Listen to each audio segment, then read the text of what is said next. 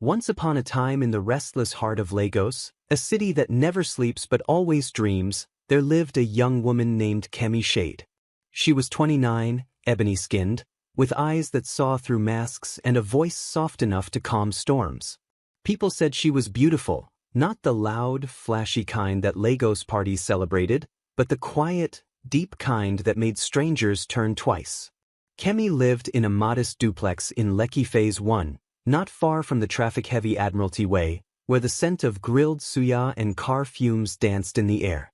Her home was neat, filled with plants and paperbacks, a contrast to the chaos of the city around her. She was a bridal stylist, a master with her hands, known for turning simple fabric into living art.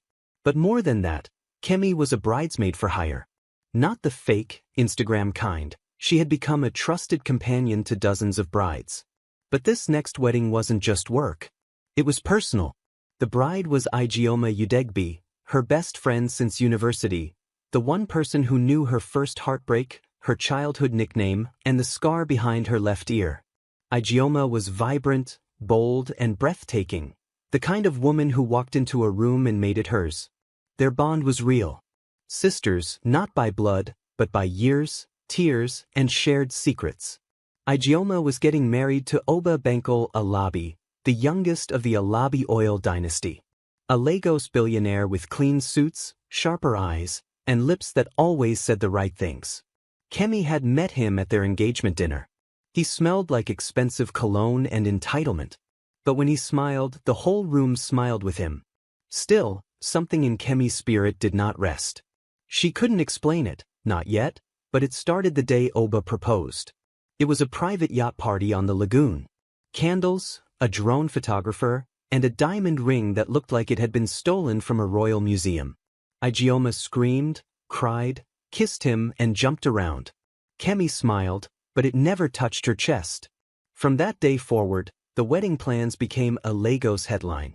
Hashtags, vendor tags, blog interviews. Ijeoma was everywhere. Oba spared no cost. They had 6 coordinators, imported orchids from Nairobi, 2 halls booked in 6 and Ikoyi, just in case. And still, Kemi was the one Ijeoma trusted with the most delicate tasks, selecting fabrics, dealing with tailors, organizing dress rehearsals, calming family tension. She was maid of honor, unofficial project manager, and emotional therapist, all in one. But under all the glitter and gold-plated decor, Kemi began to notice things. Little things. One night, while helping Ijeoma fit her custom Zahir Murad gown, Oba had walked into the room and barely looked at the dress. Instead, his eyes lingered on Kemi's reflection in the mirror just a little too long. And when she caught his stare, he smiled and said, "You always look like you're hiding something, Kemi." She laughed it off. But it stuck. Another time, while picking fabric in Balogun Market, Ijeoma's mother, Madame Rose, made a comment, half joking, half serious. "Oba is too fine to be tied down. I hope my daughter can keep him." Kemi raised her brow. She doesn't need to keep him. He should stay on his own. Madame Rose chuckled and turned away, but Kemi felt the message buried in the laughter. As the wedding drew closer, Kemi found herself sleeping less, dreaming more. She started journaling again, something she hadn't done in years. Her entries were short, raw, confused. "I love her. But I feel like I'm walking her to a fire." He looks at her like she's a trophy, not a partner. Why does her mother keep acting strange? Then came the rehearsal dinner. It was held in a high-rise rooftop lounge in Eco-Atlantic, with jazz playing and wine flowing. Oba gave a speech, smooth, charming, humble. Everyone clapped. But Kemi noticed something. Oba didn't mention love once. He spoke of legacy, alignment, good genes, partnership, power couple. But not once did he say, "Ijeoma is the love of my life." That night, Ijeoma and Kemi sat together in her bridal suite at Maison de Luxe Hotel, going over the program. Ijeoma beamed as she talked about her future, 3 kids, a house in Dubai, a skincare brand deal she had lined up. Kemi listened, nodding, smiling. But when Ijeoma asked, "Why are you so quiet lately?" Kemi said, "Just tired." But that wasn't the truth. The truth was, She had a sinking feeling. Like the ground under this wedding was too shiny. Too slippery. And as they sat in the candlelit room, a knock came at the door. It was the concierge. He handed Kemi an envelope. "This came for you." No name. Just her suite number. Inside, one sentence was written on a cream-colored card. "What you're looking for is on the 11th floor. Room 1104. Tonight." Kemi's heart pounded. She looked at Ijeoma, still humming to herself while applying lip gloss in the mirror. She didn't know it yet, but that night would change everything. The envelope was still warm in her hand. Kemi looked at the cream-colored card again, reading it 3 times as if the letters would rearrange themselves into something more comforting. "What you're looking for is on the 11th floor. Room 1104. Tonight." She glanced at Ijeoma, now lying on the bed in her floral robe, scrolling through TikTok wedding dances and giggling.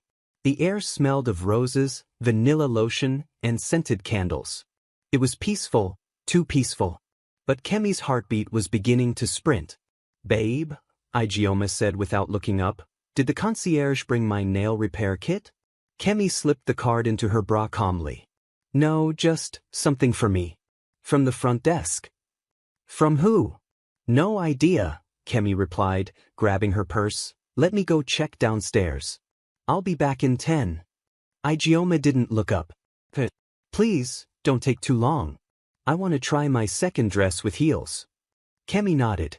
But when she stepped into the hallway and the door clicked behind her, a different version of her emerged. One with sharp eyes, quick breath, and a strange sense of foreboding in her stomach. She pressed the elevator button. 11th floor. The ride felt like eternity. Every ding of the passing floors was a heartbeat louder than the last. She thought about ignoring the card. Maybe it was a prank. Or worse, a trap. But something deeper, something ancient and female and intuitive, told her to go. The elevator doors opened with a soft chime. The hallway was quiet, carpeted, dimly lit. Room 1104 was at the far end, tucked between 2 marble columns. She walked slowly. Her fingers grazed the wall as she passed the rooms. 1101, 1102, 1103, then 1104. She paused.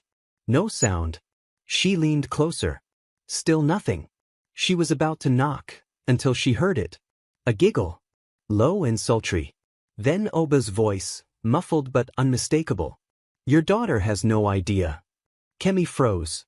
Another voice followed, soft, older, seductive. "I taught her how to keep a man. Shame she didn't learn fast enough." Kemi's throat dried instantly. That voice. It was Madame Rose. Ijeoma's mother. Her breath caught in her chest. Another giggle. The unmistakable sound of kissing.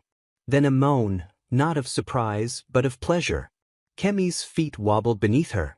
Her back slid against the wall as she crouched down, her mouth open, hands shaking. She pulled out her phone. Hit record. The voices became clearer. "Oba, after the wedding, I'll set you up in Banana Island. You'll never have to share a thing with her. Rose, that girl is too soft. Too naive. She thinks love keeps a man like you. Let her keep playing fairy tale bride. We know the real game. Oba, and I love how you play it." Kemi's hand flew to her mouth to muffle a gasp. She pressed her back harder against the wall. Then rose again. "Just make sure she signs the prenup without reading." "Oba, already done. Ijeoma signs anything I say. She thinks she's marrying a husband. She's marrying a handler." Laughter. Another moan. Kemi turned off the recording and stood slowly, her legs trembling. She felt dizzy, violated, but most of all, furious. She didn't knock. She didn't scream. She turned and walked back down the hallway like a ghost. By the time she returned to the suite, Ijeoma was trying on a silver-stoned Oso oak gelly, standing in front of the mirror, practicing her smile. "Kemi, where did you go? I tried calling you." Kemi managed a weak smile. "Reception. Bad signal. You look like you've seen a ghost." She stared at her best friend, so beautiful, so happy, so clueless. "I'm just tired." I think the planning is getting to me. Ijeoma laughed. Tell me about it. This wedding is turning me into a bridezilla. Kemi nodded slowly. And for a second she wondered if silence was kindness. But no, silence was complicity. Still, she said nothing. Not yet. Because now she had something they didn't expect. The truth. And a weapon. The next morning, Kemi met with Tade, her cousin, a tech engineer who owed her a favor. She gave him the phone and the audio file. No questions asked. I need this cleaned up, she said. Louder. Clear. Something I can play, without doubt. Tade stared at her. What's going on, Kemi? She smiled faintly. Just make it sharp. That afternoon, she returned to the hotel and slipped into the chaos of wedding prep. The decorators were arranging fresh orchids in the lobby. 2 horses arrived for the bride's entrance.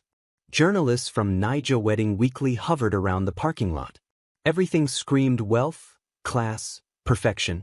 But underneath it all, Kemi could feel the stench of rot. She entered the bridal suite again, acting like nothing had changed. Kemi! Ijeoma beamed, hugging her tightly. I don't know what I'd do without you. Kemi hugged her back. But something in her eyes had hardened. Later that night, as the girls laughed, drank Zobo cocktails, and took boomerangs in matching pajamas, Kemi stood near the window staring at the moon. She could hear them behind her. Bride of the year. Oba is so lucky. He better treat you like a queen. Kemi didn't speak. Because she now knew the truth. Oba didn't want a queen. He wanted an heir. He wanted control. And worse, he already had the mother. As Ijeoma danced in her excitement, her mother, Madame Rose, entered the room with a tray of puff-puffs. My beautiful girl, she smiled, kissing her forehead. Tomorrow, your life changes forever. Kemi's stomach turned.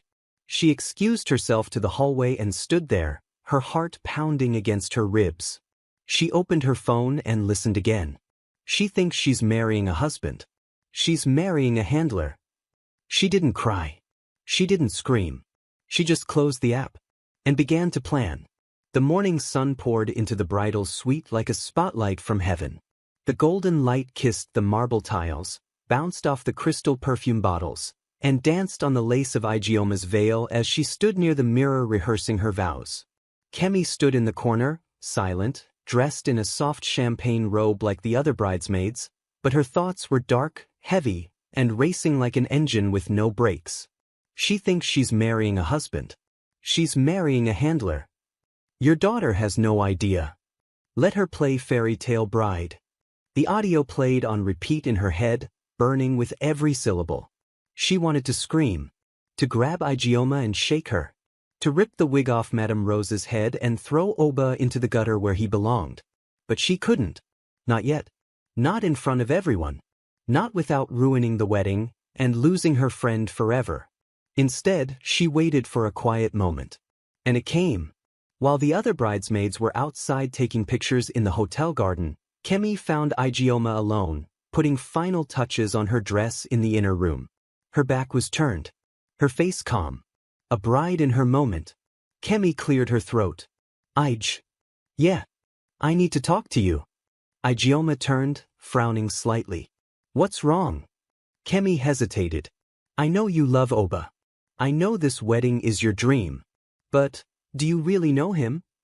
Ijeoma blinked. What do you mean? I mean, Kemi stepped closer, voice trembling. You've known him for barely a year. You've been planning this wedding for 8 months. But how much do you know about his life? His values? His secrets? Ijeoma's face tightened. Kemi, where's this coming from? Kemi's voice cracked. I just need you to trust me. Something is off. I feel it in my bones. I don't think this wedding should happen. The air went cold. Ijeoma's lips parted slowly, as if someone had slapped her. Kemi, she said in a measured voice, are you serious right now? Kemi stepped closer, desperate. Please, just pause. Don't go through with it yet. Give it a week.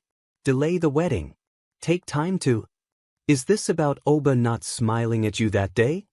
Ijeoma snapped. Or the fact that he chose me and not you? Kemi blinked.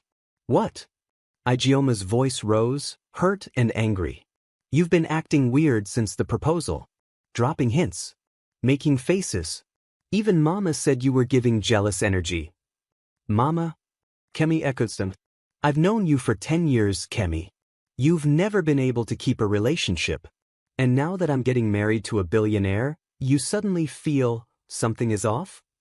Kemi's heart shattered. You think I'm jealous? Tears brimmed in Igioma's eyes. If you had concerns, you should have said something before the wedding week. But now, you want to sabotage everything? Kemi stepped back, swallowing her pain. I'm trying to save you. No, you're trying to save face, Igioma spat. Because deep down, you can't stand watching me win. The door flung open suddenly. Madame Rose stood at the threshold, arms folded.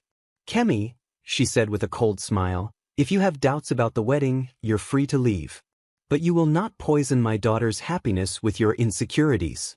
Kemi looked at her, the woman whose voice she had recorded whispering into her daughter's fiancé's ears, whose betrayal had birthed this nightmare. For a moment, the world went silent.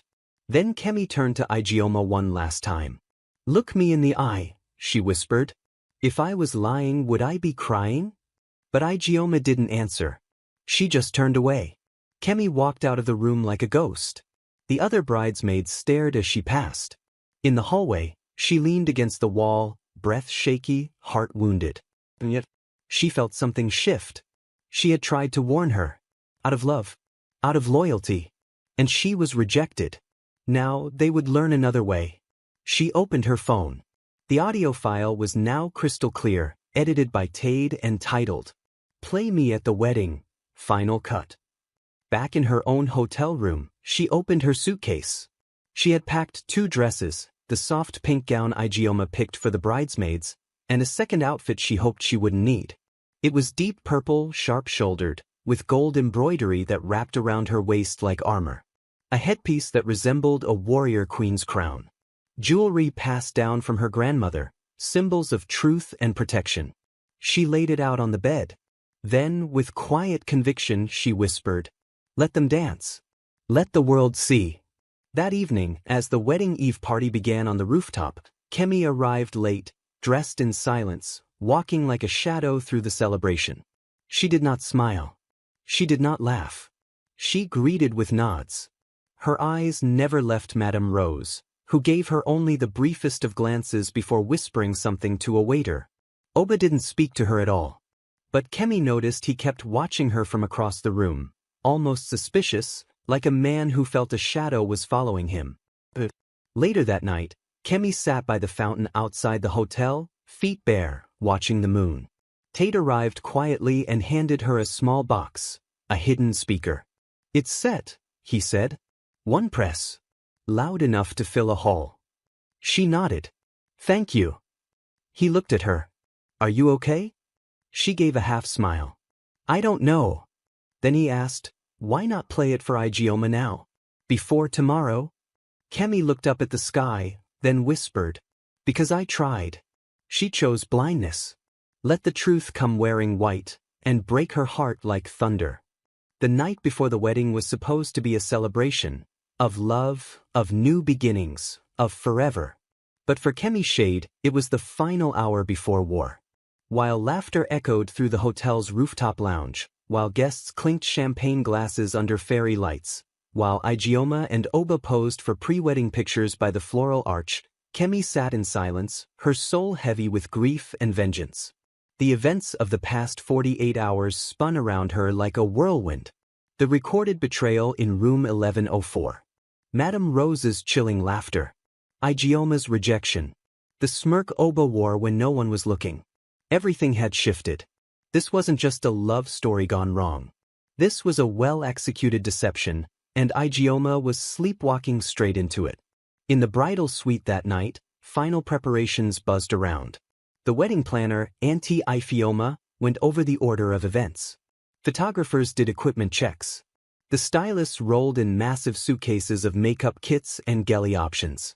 And there, in the middle of it all, was Igioma, glowing. Radiant. Kemi, she called, noticing her friend standing by the window again, don't be so tense. You'll make your makeup artist work twice as hard tomorrow. Kemi forced a smile. I'm fine. You sure? She nodded. But she wasn't. Not even close. Hours passed.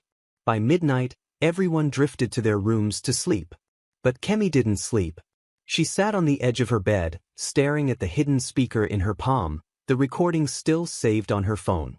She'd replayed it more than 20 times.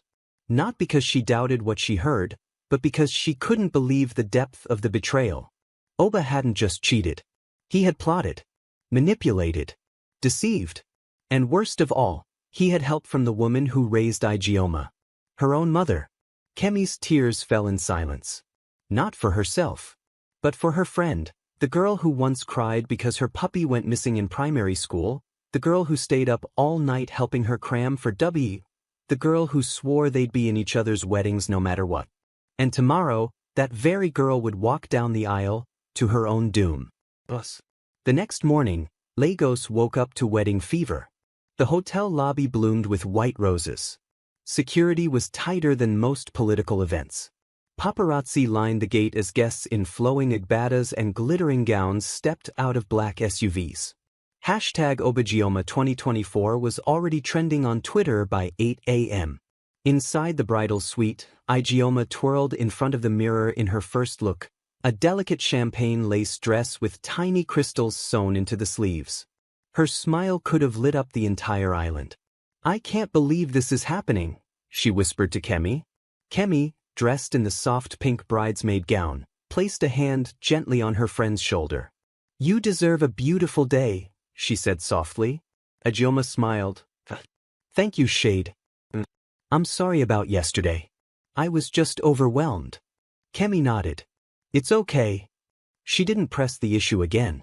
What was the point? The seeds had been planted. The storm was already gathering. As the bridal party moved downstairs toward the convoy of Rolls-Royces and Bentleys waiting outside, Kemi reached into her handbag and held the speaker one last time. If it's a performance they want, I'll give them a show. She slipped it into the side of her wrapper, right under the gelly folds where nobody would notice. She had rehearsed the timing. The moment Oba opened his mouth to say, I do. The moment Madame Rose reached for the microphone to bless her daughter's union. That's when it would happen. The truth would echo across the hall. And there would be no recovery from it. At the church, hundreds had gathered. The aisle was lined with white feathers and gold-trimmed roses. A live band hummed soft highlife in the background. Kemi took her seat near the altar, flanked by the other bridesmaids. Her eyes scanned the room, spotting Madame Rose near the front row, laughing with the chief bridesman. Oba stood near the altar, looking polished, proud, and smug. The officiant cleared his throat. The music changed. Everyone stood. The doors swung open. And Ijeoma, wrapped in layers of white, her veil glimmering, her smile wide and innocent, began her slow walk down the aisle. The crowd gasped in awe. Oba smiled. And Kemi? She reached into her wrapper and touched the switch. As Ijeoma floated down the aisle, draped in white and glowing with joy, the crowd turned into a sea of smiling faces and raised phones. The wedding hall inside St. Andrew's Elite Cathedral sparkled under massive crystal chandeliers. Every detail screamed luxury, from the 20-foot-tall floral arch at the altar to the violinists serenading the bride's slow steps. Influencers live-streamed, socialites whispered, and whispers of, Oba really pulled this off, rippled through the pews. But for Kemi Shade, seated just 4 rows behind the altar, the world blurred into one sharp thought. This is the last lie they will ever tell. Flashback, 36 hours earlier. The hotel room was dim, but the air was thick with something heavier than heat, guilt. Kemi had slipped back into the hotel that night after the rooftop dinner, convinced she had left her phone charger in the lounge. What she found instead was something she was never meant to hear. Voices. Whispers. Breathless laughter. She froze outside room 1104, recognizing Oba's deep voice. And another voice, silkier, older, but familiar. Madame Rose, she had whispered to herself in disbelief. She pressed her ear against the door. And what she heard would change everything. Voice recording. Oba, she's ready. The money's already in my Cayman account. Madame Rose, soft laugh. She's too eager. She thinks you're her destiny. Oba, all she wants is a big wedding. After that, you and I disappear. Madam Rose, she'll never recover. But she'll make us very rich. Oba, smirking tone, cheers to the perfect scam. Madam Rose, and to your favorite future mother-in-law. Kemi had stumbled backward from the door like she'd been stabbed. She didn't scream. She didn't cry. She pulled out her phone, hit record, and let it all play out. Every word. Every betrayal. Every giggle. She left quietly and began to plan. Back to present. The officiant raised his voice, drawing Kemi back to the wedding altar. Do you, Oba Aladameji Ajala, take this woman, Ijeoma Rose Nwankwo, to be your lawfully wedded wife? Oba smiled. I do. A thunder of applause shook the hall. Kemi's hand slipped toward the hidden switch in her wrapper. Her thumb hovered. Not yet. Let the deception simmer. Do you, Ijeoma, take Oba to be your lawfully wedded husband? Ijeoma beamed under her veil. I do. Another wave of applause. The priest raised his hands. If any man knows why these two should not be joined together. The crowd chuckled. It was tradition. A formality. No one ever interrupted at this point. Except, this time, someone did. A voice echoed through the loudspeakers, cutting through the priest's sentence. Oba, she's ready. The money's already in my Cayman account. Madam Rose, she's too eager. She thinks you're her destiny. Oba, after the wedding, you and I disappear. Madam Rose, she'll never recover. Oba, cheers to the perfect scam. Madam Rose, and to your favorite future mother-in-law. The hall froze. Time stopped. Everyone turned. Guests gasped. Phones dropped. Even the priest dropped his Bible. Oba's eyes darted around wildly. What is that? Turn it off. But the recording continued, blasting Betrayal in crystal-clear audio across the cathedral. Ijeoma staggered. Her veil trembled. Her knees wobbled. Mama? She whispered. Madam Rose had gone pale. It's fake. This is edited. This is nonsense. But her voice in the recording kept playing, a damning truth in her own words. Kemi stood up slowly, eyes locked on both of them. She didn't smile. She didn't cry. She simply walked toward the altar, with the speaker in her hand. Every camera turned to her now. Every guest leaned forward in disbelief. The bridesmaids covered their mouths. The groomsmen didn't know where to look. Oba took one step back. Madam Rose whispered, "This girl is possessed." But Kemi? She stepped beside Ijeoma, who was trembling in her wedding gown, tears falling freely. And Kemi said calmly, "I warned you. I begged you. But you thought I wanted what you had." She turned to the crowd. "I didn't want her life. I wanted her to live." Then she turned back to Madam Rose and Oba. "This wedding is cancelled." She dropped the speaker and walked away. You could have heard a pin drop in that grand cathedral. The scent of roses and frankincense, once warm and comforting, now hung in the air like a trap. Half the guests were frozen in shock. The other half were already on their phones, tweeting, recording, or calling someone, anyone. The trending hashtag #Obajeoma 2024 twisted instantly into a firestorm. Hashtag wedding of the year. Hashtag scam of the century. Hashtag mother-daughter betrayal. Hashtag Kemi Shade was right. But none of that mattered to Kemi Shade as she stepped out into the blinding Lagos sun. She didn't flinch. She didn't look back. She didn't even wait for a ride. She walked, galley high, wrapper swinging, as if she were walking away from fire, not a fairy tale. And in which she was. Inside the church. Ijeoma collapsed into a pew, her face buried in her hands. Guests murmured around her, a mix of pity and gossip. Did you hear what Oba said? Her own mother, God forbid. That Kemi girl warned her. And she ignored it. This wedding is cursed. I'm out. Madam Rose was ushered away by two of her sisters, her face stony and tight. Oba kept yelling at the sound crew, swearing the audio was fake. But no one believed him. He was finished. The wedding was over. But the storm was just beginning. Said, Kemi reached the main road and finally flagged down a taxi. She didn't want to go home. She didn't want to go anywhere she was expected to be. So she told the driver, "Take me somewhere quiet." He nodded, no questions asked. As the city rolled past her, the crowded shops of Lekki, the waterfront mansions, the hawkers yelling, "Gala! Pure water!" Kemi's mind replayed everything that had brought her to this moment. Ijeoma calling her jealous. Oba's smug eyes every time she tried to speak. Madame Rose's manipulative charm.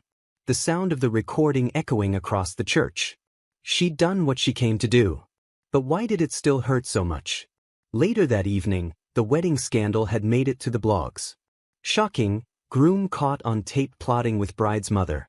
Kemi Shade, the bridesmaid who brought the truth. Hashtag Oba scandal. What really happened behind the veil? Some praised her. Others called her dramatic. But one thing was clear, Kemi had become a name, one tied to justice, courage, and brutal honesty. And yet, she didn't feel powerful. She felt empty. Because in doing the right thing, she had lost the one person who mattered most, Ijeoma. Meanwhile, at a quiet hotel bar in Ikoyi, Ijeoma sat alone, still in her wedding dress. Her makeup was smeared. Her phone buzzed with hundreds of messages. Her heart felt like a cracked plate, broken in places that might never be glued back. And yet, as she scrolled through the trending videos, she paused when she saw one shot from the pews, of Kemi walking out, straight-backed and proud. That moment, suddenly, the fog in her mind cleared. She wasn't jealous, Ijeoma whispered. She was right. The next morning, there was a knock on Kemi's door. She hadn't told anyone where she was. So when she opened it and saw Ijeoma standing there, no veil, no wedding ring, just swollen eyes and a trembling lip, her heart stopped. They stared at each other for a moment. Then Ijeoma said, "You saved my life." Kemi didn't know whether to cry or smile. So she did both. They sat in silence on the hotel balcony for a long time. No words. Just city noise in the background. Then Ijeoma finally asked, "How did you know?" Kemi replied softly, "I didn't. I just felt it. Every time he looked at you like he owned you. Every time your mother forced a smile too quickly. Every time you changed who you were, to fit what they wanted. I didn't need proof. I needed you to trust me." Ijeoma wiped her face. "I didn't trust myself." They both sat quietly, watching the sun rise over Lagos. The world would keep talking. The scandal would live online forever. But for this moment, they had silence. The Lagos sun was merciless that Monday morning, but not as merciless as the headlines. Every blog, every gossip page, every radio show, they all had the same story plastered across their feeds. Groom and bride's mother caught in scandal. Wedding of the year ends in disaster. Billionaire groom exposed by brave bridesmaid. By noon, Oba's name was mud. His business partners started withdrawing from pending contracts. A luxury real estate deal he had announced just weeks before went cold overnight. The banks that once smiled at him with open arms began dialing back. And Madame Rose? Her face, once seen at every high society gala, was now a meme, her voice clip paired with mocking captions. "Cheers to the perfect scam." She couldn't step outside her house without neighbors whispering. But while the world cheered Kemi for her courage, the truth was her own life began to unravel quietly. Her tailoring shop in Lekki received mixed reactions. Some brides canceled their fittings, whispering that she was too dramatic, that they didn't want their ceremonies ruined by a truth crusader. Others praised her, calling her a hero in Gelly, but brought more gossip than customers. Even her landlord frowned when she passed, muttering, "This is why women shouldn't poke their nose into another family's business." Kemi smiled in public, but at night, in the solitude of her one-bedroom apartment, she cried. Because truth-tellers often pay in loneliness. Meanwhile, Oba called Ijeoma endlessly. Voicemails. Flowers. Even threats disguised as apologies. "It was a mistake. Your friend faked that recording. Don't throw away what we have." But Ijeoma didn't answer. She blocked him. Her silence was louder than any insult. Madame Rose, however, was not silent. One evening, as Kemi left her shop, she saw a black SUV parked by the curb.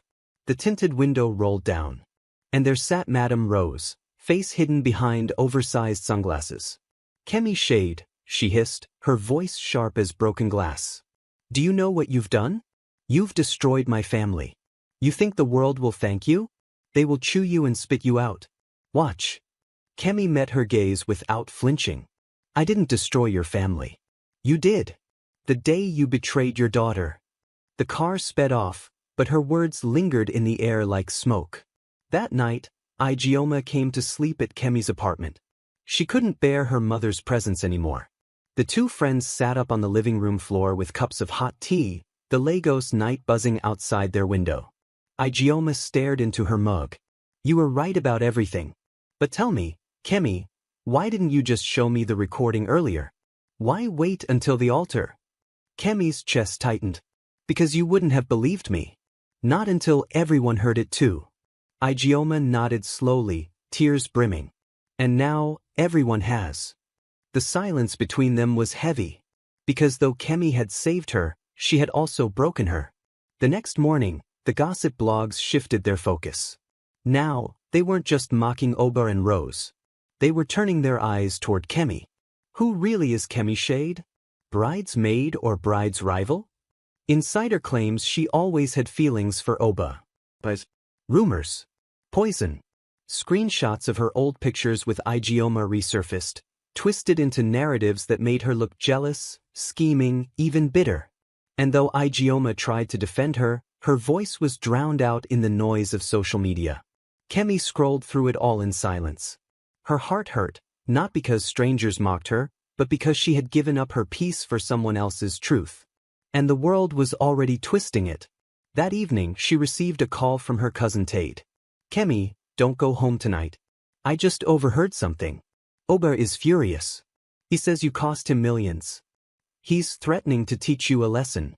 Kemi gripped the phone tighter. "What kind of lesson?" "I don't know. But stay safe. Please." She hung up slowly, looked around her empty shop, and whispered to herself, "They want a war? Then let them come. I'm not done yet." The city moved on fast, but Oba did not. By the second week after the scandal, Lagos was buzzing with new gossip. Another politician's mistress, a celebrity caught in Dubai. The blogs shifted quickly, as they always did. But for Oba Banko Alabi, the stain would not wash away. His businesses bled. Investors withdrew. His father refused to take his calls. The proud Alabi family name, once synonymous with oil money and luxury, now dragged through the mud because of a 6-minute audio file. And to Oba, there was only one person to blame: Kemi Shade. It began with whispers. First, anonymous blog posts suggesting that Kemi had fabricated the recording with AI tools. Then, fake receipts claiming she had been in love with Oba all along, painting her as a jealous bridesmaid who wanted him for herself. Next came the harassment. Men in dark glasses loitered near her tailoring shop. Strange calls rang her phone at midnight, silence on the other end. One evening, as she walked home from the market, a motorcycle screeched past, and a stone wrapped in paper landed at her feet. She opened it. "Stay out of men's business. Or next time, it won't be a stone." Her hands trembled, but her resolve didn't break. Inside her small flat, Ijeoma paced. "Kemi, this is getting dangerous. You should leave Lagos. Travel for a while. Stay with family in Ibadan or Abuja." But Kemi shook her head. "No. Running will make them think they can silence me. They need to understand, truth doesn't die because men throw stones." Ijeoma wiped her tears. "You're risking your life for me." Kemi took her friend's hand. "Not just for you. For every woman who thinks silence is safety. Someone has to break it." That same week, Madame Rose attempted damage control. She appeared on a talk show, elegantly dressed, voice dripping with fake sincerity. "My daughter was manipulated. That girl Kemi twisted everything. She has always been jealous of Ijeoma. She used technology to frame us." But as she spoke, the audience gasped when someone from the crowd shouted, "Madame Rose, your own voice betrayed you." The clip went viral instantly, further humiliating her. Still, the pressure mounted. On Friday night, as Kemi locked up her shop, 3 men approached her. They weren't customers.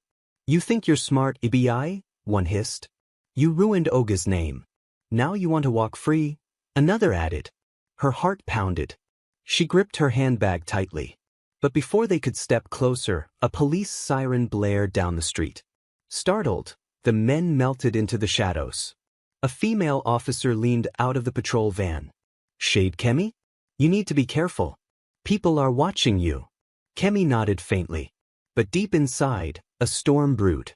That night, unable to sleep, she stood by her window, watching the neon lights of Lagos flicker like restless spirits. The city was noisy. Horns blaring.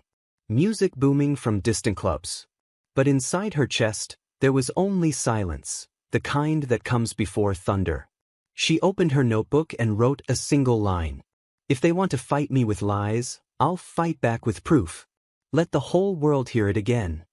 The next morning, she walked into a media house with a flash drive in her hand. The receptionist raised her brow. "What's this?" Kemi smiled faintly. "The truth. Play it." And when the recording hit the airwaves on national radio that Sunday afternoon, Lagos stopped. Market women turned up their radios. Danfo drivers raised the volume. Families in Ikorodu, Banana Island, Ikeja, Surulere, they all heard the same words. "Cheers to the perfect scam. Your daughter has no idea." The city erupted. This time, there was no denying it. No AI excuse. No fabrication claims. It was their voices. Unshakable. Oba's retaliation had failed. But the war wasn't over. Because truth had consequences. And Kemi was about to pay the heaviest one yet. The scandal had reached a fever pitch. Oba's empire was collapsing in real time. Madame Rose's name was a punchline at pepper soup joints from Ajigunal to Ikoyi. Ijeoma had moved out of her mother's house permanently, cutting ties so sharply the wound would never heal. But Oba, arrogant, stubborn, refused to go quietly. His publicist announced a rescheduled celebration at the Grand Azure Hall, Victoria Island. The excuse? To honor our families and clarify misunderstandings. But Kemi knew the truth. It wasn't about honoring anyone. It was about saving face. The man couldn't stand to be seen as a failure. And that's when Kemi Shade whispered the words that would define the next chapter. "If it's a performance they want, I'll give them a show." Kemi didn't tell Ijeoma everything. Not yet. She only said, "Trust me. Come to that reception. Wear what you like. Smile if you want. Cry if you must. But don't leave before the music stops." Ijeoma looked at her with weary, broken eyes. "Kemi, I can't face him again." Kemi held her hand. "You won't have to.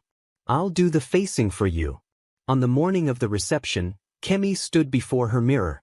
She didn't wear the pastel gown Ijeoma had chosen for her months before. Instead, she wore deep purple ochre stitched with gold, bold shoulder cuts, and a geli wrapped sharp like a queen's crown. Around her neck hung her grandmother's beads, a symbol of truth and protection. When she stepped into the Grand Azure Hall, heads turned.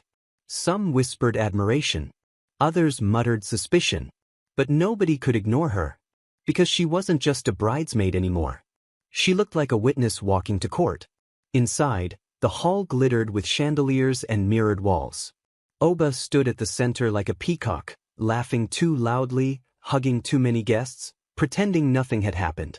Madame Rose sat nearby, face powdered, smile painted, trying to reclaim dignity that no longer existed. The band played high life. Plates of jollof and goat meat were served. Cameras flashed. Influencers danced, pretending they weren't there for gossip. But in the midst of the glamour, Kemi felt only one thing: resolve. When the MC announced the couple's entrance, Oba strutted to the center, his voice dripping arrogance.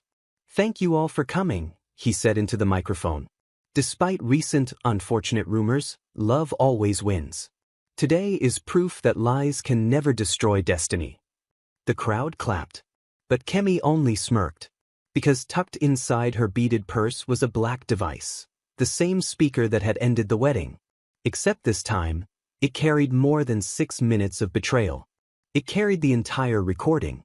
Every whisper. Every laugh. Every plan. She tapped the side of her purse. And waited. As the band struck up another tune, Kemi slipped into the shadows behind the stage. She spotted the sound technician, a young boy no older than 20. She leaned close, her voice calm but sharp. "When I signal, connect this." The boy frowned. "Auntie, this is risky. Do you want your name to trend for life?" She cut in. He blinked. "Trend." She smiled faintly. "Trust me." The boy hesitated, then nodded.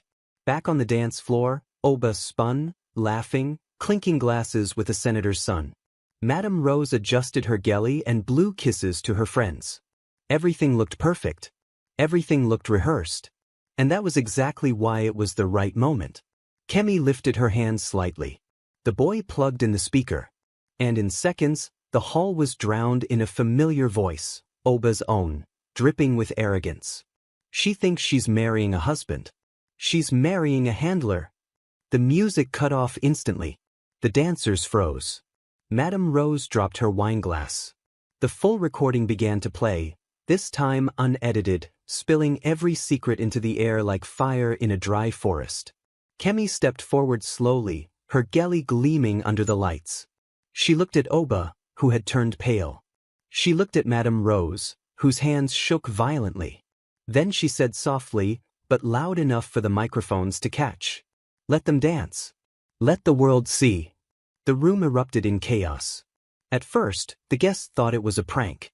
Some even laughed nervously, clapping along as though it were part of the entertainment. But the laughter died quickly when the voices from the speakers grew clearer, sharper, undeniable. "Oba, your daughter has no idea. Madame Rose, she's too naive. Let her play fairy tale bride. Oba, after the wedding we vanish. The Cayman account is waiting. Rose, cheers to the perfect scam." Gasps rippled across the hall like thunder. Wine glasses shattered. Forks clattered onto plates. Phones shot up, recording every second. Madame Rose shot to her feet. "Stop this nonsense," she screamed, her gelly slipping slightly as sweat rolled down her face. "This is fake. This is technology." But the voice on the loudspeaker laughed again, her laugh deep and distinct. Even her closest friends turned their heads away in shame. Oba staggered forward, grabbing the microphone. "Lies. All of it. Fabricated by a bitter bridesmaid." He pointed at Kemi, his face twisted. "She has always been jealous. She wants to destroy me." Kemi took one step forward. Her voice was calm, but every syllable cut like a blade. "Jealous of you, Oba? A man who sells love like a cheap commodity? A man who plots with a mother against her own child? I don't envy you. I expose you." The crowd erupted in whispers. "It's true. Imagine your own mother. Lagos society will never forget this." Ijeoma entered the hall. Her dress wasn't white anymore. She had torn off the lace sleeves, stripped off the veil, leaving only a simple wrapper tied around her waist. Her face was bare, eyes swollen, but her voice was steady. She walked slowly toward her mother and Oba, the crowd parting like water. "Oba," she said softly, "you made me believe in forever." Her voice cracked, but she kept going. "And you, Mama, you taught me to trust you above all." Her hand trembled as she pointed at them both. "But today the whole world sees what I refused to see." The loudspeaker blared again, the part Kemi had saved for last. Rose's voice. "Just make sure she signs the prenup without reading. She thinks she's marrying a husband. She's marrying a handler." Ijeoma froze. The audience gasped again. She turned to her mother, eyes wide, tears streaming. You plan to sell me?" Madame Rose reached out, but Ijeoma stepped back. "Don't touch me," she cried, collapsing onto her knees. "Don't you dare touch me again." The hall was now a storm, shouting, recording, gasping, clapping, condemning. Kemi raised her voice above the chaos. "This hall was decorated for love. But today, it is decorated with truth. This dress was meant for joy, but today, it is worn for justice. She said I was jealous. But I was loyal." She turned to the guests. Let the world write about me. Let them twist my story. But remember this moment. Remember who plotted, who betrayed, and who stood for truth. Her words echoed through the speakers, louder than the band, louder than the cries. Oba tried to lunge at her. But 3 groomsmen restrained him. Phones caught the struggle, the desperation, the rage of a man losing everything. Kemi didn't flinch. She only whispered, "You said she was marrying a handler. But today, the handler has been handled." The crowd roared. Some clapped. Some shouted. Some shook their heads in disbelief. But nobody looked at Oba or Madame Rose the same way again. As the dust settled, Kemi took Igioma's hand. Together they walked out of the hall. No bouquet. No music. No applause. Just silence. The kind of silence that follows truth when it's too heavy to ignore. The Grand Azure Hall was still buzzing long after Kemi and Igioma walked out. No music. No speeches. Just fragments of conversation swirling like broken glass. Did you hear her own mother's voice? Lagos has never seen a disgrace like this. Kai, Oba is finished. He can never show his face in society again. Within minutes, the videos flooded social media. Millions of views. Hashtags exploding. Clips replayed again and again. Oba's arrogance, Madame Rose's betrayal, Kemi's calm unmasking. By evening, even international blogs carried the headline. Bridesmaid exposes groom and bride's mother in shocking Nigerian wedding scandal. But behind the applause, there was silence. Silence that settled heavily on Kemi's shoulders as she sat in her tiny flat, staring at the city lights through her curtain. She had won. But winning felt like ashes in her mouth. Her phone buzzed nonstop, strangers praising her courage, journalists begging for interviews, NGOs calling her a role model. Yet the only voice she wanted to hear was quiet. Igioma hadn't spoken since they left the hall. Meanwhile, Oba Banko Alabi's downfall was merciless. By Monday morning, his company shares dropped by 38%. 2 government contracts were terminated. A Dubai luxury apartment deal collapsed. Worse, leaked emails surfaced. Proof of money laundering. Proof of fraud. The recording had opened the door, and now the world kicked it wide. Oba tried to fight back, releasing a shaky video. "This is all fake. A jealous bridesmaid used AI. I love Igioma." But the comments section buried him alive. "Oga, not your voice we hear oh. Handler has been handled. Go Cayman, stay there." His empire was gone. Madame Rose, too, faced her ruin. Her women's foundation lost all sponsors. The board forced her to resign. Markets gossiped about her openly. Imagine selling your daughter like yam in mile 12. Shame can kill. She retreated into silence, shutting her gates, refusing visitors. But silence couldn't erase her shame. For Igioma, the pain was unbearable. One evening, she arrived at Kemi's shop in plain clothes, face bare, eyes swollen. She looked smaller, fragile, a woman carrying too much weight on her chest.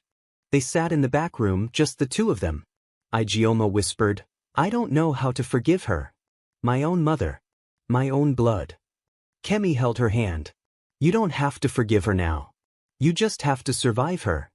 Tears spilled freely down Igioma's cheeks. "You saved me, Kemi. But you also broke me. How do I start again?" Kemi's voice cracked. "With time. With truth. With yourself."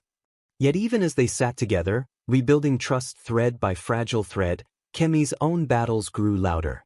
Gossip blogs now twisted the narrative. Did Kemi plan the scandal for fame? Secret audio engineer revealed. Was it staged? Is Kemi Shade Lagos' new attention seeker? Some clients refused to come to her tailoring shop. Brides feared she'd ruin their weddings with drama. Old acquaintances avoided her at the market. She had fought for truth. But truth had left her alone. That night, as Lagos thunder rolled across the sky, Kemi stood on her balcony with a glass of water, staring into the storm. Her chest was heavy. Her heart was tired. But her spirit whispered, "This story isn't finished yet." Because though Oba and Madame Rose had fallen, the city hadn't seen the last of Kemi Shade. Not yet. The city had a short memory, but scars lasted longer. 2 weeks after the infamous unmasking at the Grand Azure Hall, Lagos society was already chasing new scandals. A minister's mistress in Dubai, a Nollywood star's broken engagement, a viral church fight. The blogs had moved on. But the shadow over Kemi Shade's life remained. At her shop in Lekki, some clients still whispered. Brides came with fake smiles, paid deposits, and then cancelled suddenly, citing family emergencies. Tailors who once admired her now avoided eye contact. Even the market women who sold her fabric muttered as she walked past. "That's the girl who disgraced her own friend's wedding. Ah, don't let her near your marriage, she'll scatter it." She ignored them. Outwardly. But at night, she lay awake, staring at the ceiling, wondering if truth was worth the price of isolation. Ijeoma, too, was struggling. She stayed at Kemi's flat for a while, but the silence between them grew heavier with each passing day. Sometimes Ijeoma wept in the middle of the night, whispering her mother's name. Sometimes she snapped at Kemi without reason, then apologized instantly. The wound was still raw. One evening, she asked the question Kemi had been dreading. "Kemi, what if I had married him? Would you still have played the recording?" Kemi's chest tightened. She whispered, "Yes." Ijeoma looked away. "Maybe. I would have hated you forever." Kemi's throat burned. "Then it would have been worth it." Meanwhile, Oba was not finished. His empire had crumbled, but his pride remained sharp. In whispered corners of Lagos, his allies began spreading a new rumor. The audio was doctored. Kemi hired an engineer. This was all her revenge for being rejected. And slowly the gossip began to stick. By the third week, a blog posted an article titled, "Bride's Maid or Bride's Enemy? Inside Kemi Shade's Motive." The comments section boiled. Some defended her. Others cursed her. And Kemi learned a bitter truth. Even when you expose liars, the world will still try to twist the story back onto you. One night, Tate came by her shop, worry etched into his face. "Kemi, you need to be careful. I've heard things. Oba is trying to buy back his reputation. He wants to make you the villain. He has money. He can spin the story until people forget his voice." Kemi leaned against the counter, exhausted. "Let him try. I'm not afraid of lies." Tate shook his head. "But lies are louder than truth, Shade. And Lagos loves noise." That night, Kemi sat with her journal, pen trembling in her hand. She wrote, "I have carried her pain. I have carried their shame. Now I must carry my own." She closed the book and looked at her reflection in the window. Her eyes looked older, tired, but also sharper, like someone who had walked through fire and come out scarred, but standing. The next Sunday, she went to church alone. She wore no makeup, no gelly, just a simple wrapper and blouse. The congregation stared as she entered, whispers rippled, phones clicked. But when she sat in the back row, she felt peace. Because for once, she wasn't hiding. She bowed her head and whispered, "God, let my silence speak louder than their lies." Outside, as she stepped into the Lagos sun, Ijeoma was waiting at the gate. Her eyes were swollen, but her voice was steady. "I've decided to leave Lagos for a while," she said. "Too many memories. Too much noise." Kemi nodded. "That might be best." Ijeoma touched her hand gently. "But before I go, thank you. Even if the whole world misunderstands you, I don't.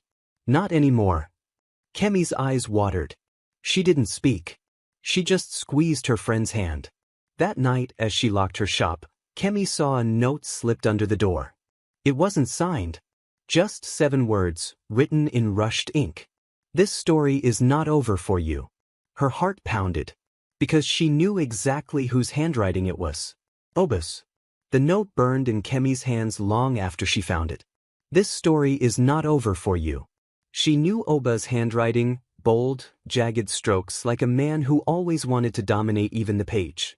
But instead of fear, a strange calm washed over her. If he wanted a final round, she would give him one. 3 days later, whispers spread across Lagos high society. Madame Rose was hosting a forgiveness banquet. The press release said, "A night of reconciliation and healing, to prove that love conquers scandal." Everyone knew what it really was: damage control. An attempt to polish their names, repaint their shame with laughter and champagne. Kemi wasn't invited. But the note under her door was enough of an invitation. She dressed simply that evening, not in gelly, not in warrior purple, but in a plain black gown with no jewelry. She wanted no distractions. Just truth. The hall at Victoria Island gleamed with chandeliers and gold-draped tables. Waiters floated with trays of champagne. The city's elite gathered, whispering nervously as Oba and Madame Rose made their grand entrance. Madame Rose wore a shimmering gown, gelly stacked like a crown, smiling through her shame as though nothing had ever happened. Oba, in a white igbada embroidered with gold, walked beside her with the arrogance of a man who believed money could erase memory. They spoke to the press at the entrance. Rumors fade, Madame Rose cooed. Lies never last, Oba added, flashing his polished smile. And the crowd clapped politely. But as they sat at the head table, a ripple of silence moved through the room. Because Kemi Shade had just walked in. No escort. No smile. Just quiet, heavy presence. Every phone camera turned. Every whisper rose. Madame Rose's face froze. Oba's smile faltered. Kemi didn't wait for an introduction. She walked straight to the stage, her heels clicking against marble, her black gown flowing behind her. She took the microphone from the startled MC and spoke, her voice steady. This hall is decorated with gold. But gold cannot cover rot. The crowd gasped. This table is filled with champagne. But champagne cannot wash betrayal from the tongue. She turned to Madame Rose and Oba. They want forgiveness. They want applause. They want us to pretend we didn't hear their voices plotting to destroy a daughter's life. But truth doesn't disappear because liars wear lace and igbada. Murmurs erupted. Cameras flashed. Oba shot to his feet, shouting, "This woman is obsessed with me. Why can't she move on?" Kemi looked him dead in the eye. Because truth doesn't move on until it is heard. She turned back to the guests. Some of you called me jealous. Some called me dramatic. Some said I ruined a wedding. But today, I stand before you as proof that silence is complicity. If I had said nothing, a daughter would have been sold by her own mother. Her voice broke slightly, but she pressed on. This dress was meant for mourning. But tonight I wear it for justice. He said she was marrying a handler. But today, the handler stands exposed. The crowd roared, some clapping, some shouting, some recording feverishly. Madame Rose tried to speak, but the crowd drowned her out with jeers. Oba raised his fist in fury, but two security guards stepped between him and Kemi. Phones captured every second, sealing their disgrace forever. Kemi placed the microphone back on the stand. And with the quiet dignity of someone who had carried fire in her chest for too long, she whispered one last line. This is not revenge. This is remembrance. And Lagos will never forget. Then she stepped off the stage, leaving chaos behind her. The banquet was meant to heal reputations. Instead, it became a funeral for pride. The moment Kemi dropped the microphone and walked away, the hall split into chaos. Phones rose like a forest. Guests screamed. The band stopped playing mid-song. Security rushed forward but hesitated. They knew better than to drag out the one woman the whole world had seen standing for truth. Madame Rose crumbled first. Her gelly shifted, her painted smile finally cracked, and she sat frozen as insults rained on her like stones in a marketplace. Shame. Selling your own daughter. Mother turned Judas. Lagos will never forgive you. Her eyes darted wildly, searching for allies among the crowd. But even her closest friends turned their faces away. Oba still fought. He grabbed the microphone back, veins bulging in his neck. This is a conspiracy, he shouted, voice breaking. This woman is a jealous parasite. You think I'd ever? But the crowd booed him into silence. Someone shouted from the back. Handler, handle yourself. Laughter erupted, harsh and merciless. Oba's empire, already weak, collapsed completely in that moment. Not with dignity, not with grace, but with mockery. Meanwhile, Kemi Shade didn't stay to watch the wreckage. She walked calmly into the night air, her black gown trailing behind her like smoke. Reporters swarmed, microphones thrust into her face. Auntie Kemi, do you regret your actions? Did you do this for fame? What message do you have for young women? She stopped briefly, her face lit by a dozen cameras, and spoke one final line. If telling the truth makes me a villain, then let history call me villain. At least the lies did not win. And with that, she walked into the shadows. By morning, Lagos was on fire again. Every news channel replayed Kemi's speech from the banquet. Every blog carried the headlines. Kemi Shade strikes again, Lagos elite in ruins. Mother-daughter betrayal now beyond repair. Oba Alabi, from billionaire to beggar of sympathy. Sponsors fled. Bank accounts froze. Political allies vanished. Oba and Madame Rose were blacklisted from every society event. They weren't just disgraced, they were erased. But while the city cheered Kemi as a hero, she sat alone in her flat, head bowed over her journal. Her phone buzzed with congratulations, interview requests, invitations to speak at conferences. But she didn't feel victorious. Because in the quiet of her room, the truth weighed heavier. She had destroyed them. But in the process, she had destroyed Igioma's faith in family. And some wounds, no speech could heal. That evening, as rain poured down over Lagos, a knock came at Kemi's door. It was Igioma. Soaked, trembling, eyes red from crying. I watched it all, she whispered. The banquet. The crowd. The disgrace.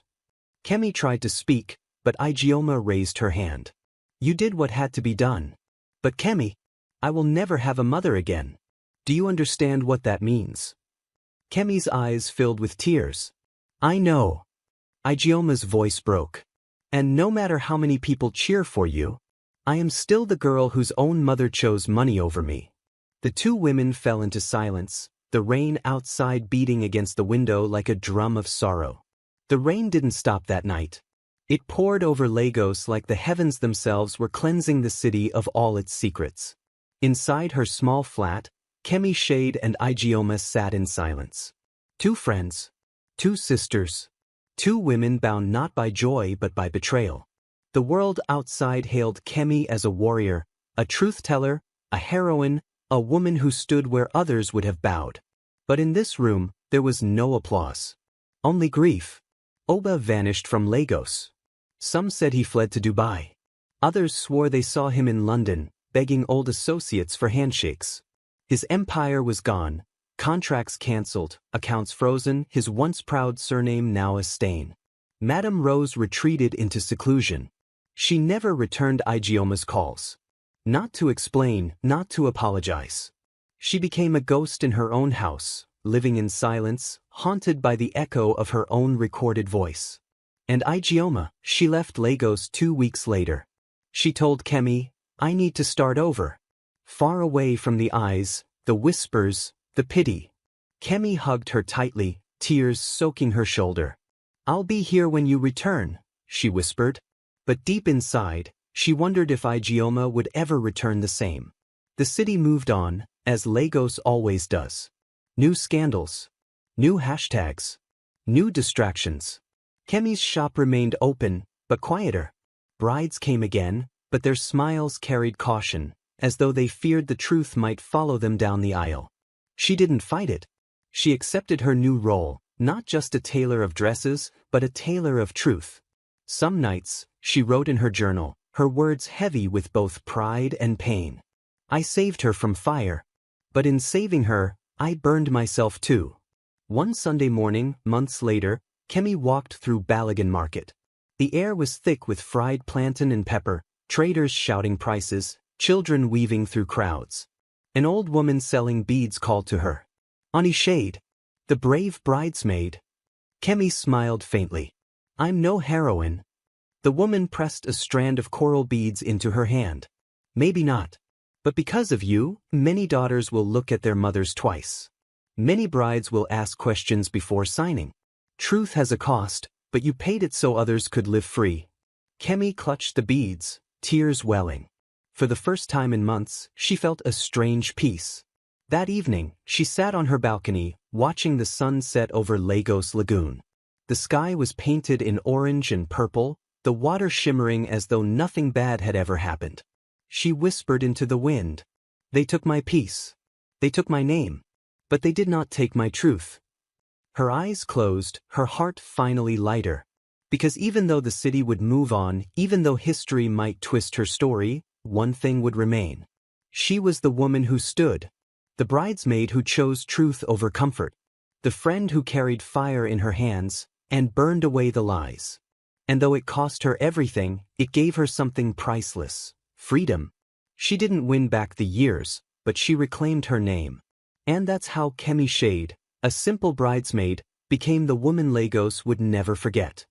Once upon a time, in the bustling heart of Enugu, a city where red dust kissed the rooftops and the Okada men shouted louder than car horns, lived a man called Chidi Martins.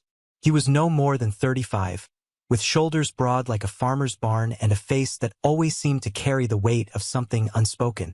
His skin was the color of roasted palm kernels, and his eyes, deep and watchful, rarely blinked when he listened. He was the kind of man you could pass every day and never notice. Not because he was invisible, but because people chose not to see him. You see, Chidi was a butcher. Not the proud kind you find in shiny supermarkets oozing cold air and plastic packaging. No, Chidi's stall was tucked beside Uwani Market, where the flies danced in circles, the women haggled with heavy Igbo accents, and the air was thick with a blend of fresh pepper, dried crayfish, and the unmistakable stench of raw meat under a punishing sun. Every morning by 4:30 a.m., Chidi would arrive at the abattoir behind Engwo Bridge.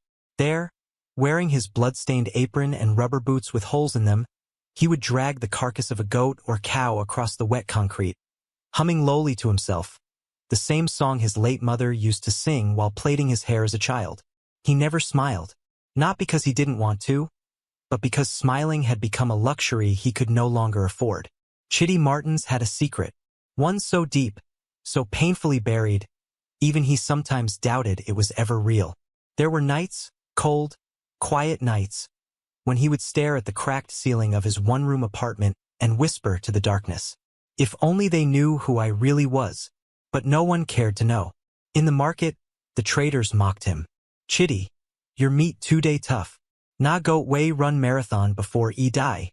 Some of the younger girls would laugh behind his back, holding their noses exaggeratedly as they passed by. Even the children called him Uncle Goat Smell. But Chidi didn't respond. He would wipe his hands on the same faded towel he always kept tucked into his waistband, adjust his knife belt, and return to his chopping board. The truth? He wasn't always like this. Just 10 years ago, Chidi Martins was sitting in the back seat of a tinted black Range Rover, sipping Hollandia yogurt and talking about stock options with a foreign accent. He wore Italian suits, ate at hotels where the napkins were folded like swans. He was the heir to the Martins dynasty, a family whose name once opened doors in the oil industry like magic, until something happened, something no one in Enugu ever suspected, something that stripped him of his wealth, his title, and everything he thought he knew about love and loyalty. The first time Adaora, the pepper seller, noticed him was on a Tuesday morning. The clouds were gray that day, and a stubborn drizzle fell like tears that refused to be wiped. "Chidi, a beg, dash me one bone for my dog Na," she teased, stretching her long fingers across the wooden counter. He didn't look up. He just muttered, "Take. But next time, bring change." Adaora smiled. "USEF. Na so you day vex every day? You be native doctor." A flash of something, maybe amusement, flickered in his eyes, but it disappeared as quickly as it came. That was the first time someone had spoken to him like a human being in months. Later that evening, as the market wound down and traders packed their goods into sacks and wheelbarrows, Chidi sat on an overturned crate, washing his knives one by one. The rain had stopped, but the air was still thick with dampness. His shirt clung to his back, and the rusting lantern beside him cast long shadows on the wall. He looked up at the sky and whispered again, like a ritual, "If only they knew who I really was." But just as he whispered, a figure appeared in the darkness. A tall man in a suit, too clean for this kind of place, eyes hidden behind dark sunglasses, even though the sun had long disappeared. The man stopped beside Chidi's stall. He didn't say anything. Chidi froze. The two stared at each other for a long moment. Then the man whispered a name that hadn't been spoken to Chitty in almost a decade. Obiagelu sends his regards. Chitty's heart stopped. His hand trembled. And in that one moment, the past he had tried to bury under blood-stained aprons and goat bones began to rise again. The sky had darkened, and the lantern beside Chitty Martin's flickered like it, too, was afraid. That man, the one in the black suit, still hadn't moved. His voice, though calm, cut through the night like a machete through ripe plantain. Obiagelu sends his regards. And just like that, everything Chitty had buried rushed back. The private jet hangars, the villa in Banana Island, the laughter of someone he once called brother, the betrayal that turned his life upside down. Chitty stood slowly, wiping his wet hands on his apron, then glanced left and right. The market was almost empty now, save for one or two Malamai pushing wheelbarrows, and a few traders locking up their stalls. He locked eyes with the stranger. His voice came out low, cautious. "Who are you?" The man smiled. He didn't answer. Instead, he reached into his pocket and dropped a small, folded piece of paper onto Chitty's wooden table, stained with dried blood and goat hair. "Midnight. Tomorrow. Old Martin's warehouse. Come alone." Then, as silently as he had arrived, he disappeared into the shadows. Chitty stared at the paper. His hands shook. The Old Martin's warehouse? That place had been locked for years. After the fire. After the scandal.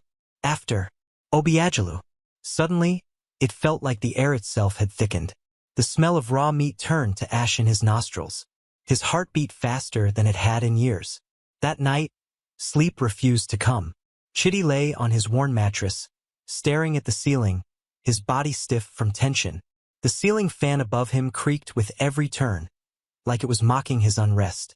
He thought about Obiagelu, once his closest cousin, more like a brother, the only other boy raised in the Martins' mansion after their fathers merged their companies. They had grown up together, eating Quobi by the pool, racing power bikes through the streets of Lekki, laughing like kings who thought the world would never end. Until that night, the night when Chitty's entire world collapsed in flames. By morning, the skies were clear again. The city buzzed like it always did, loud, colorful, unbothered by one man's torment.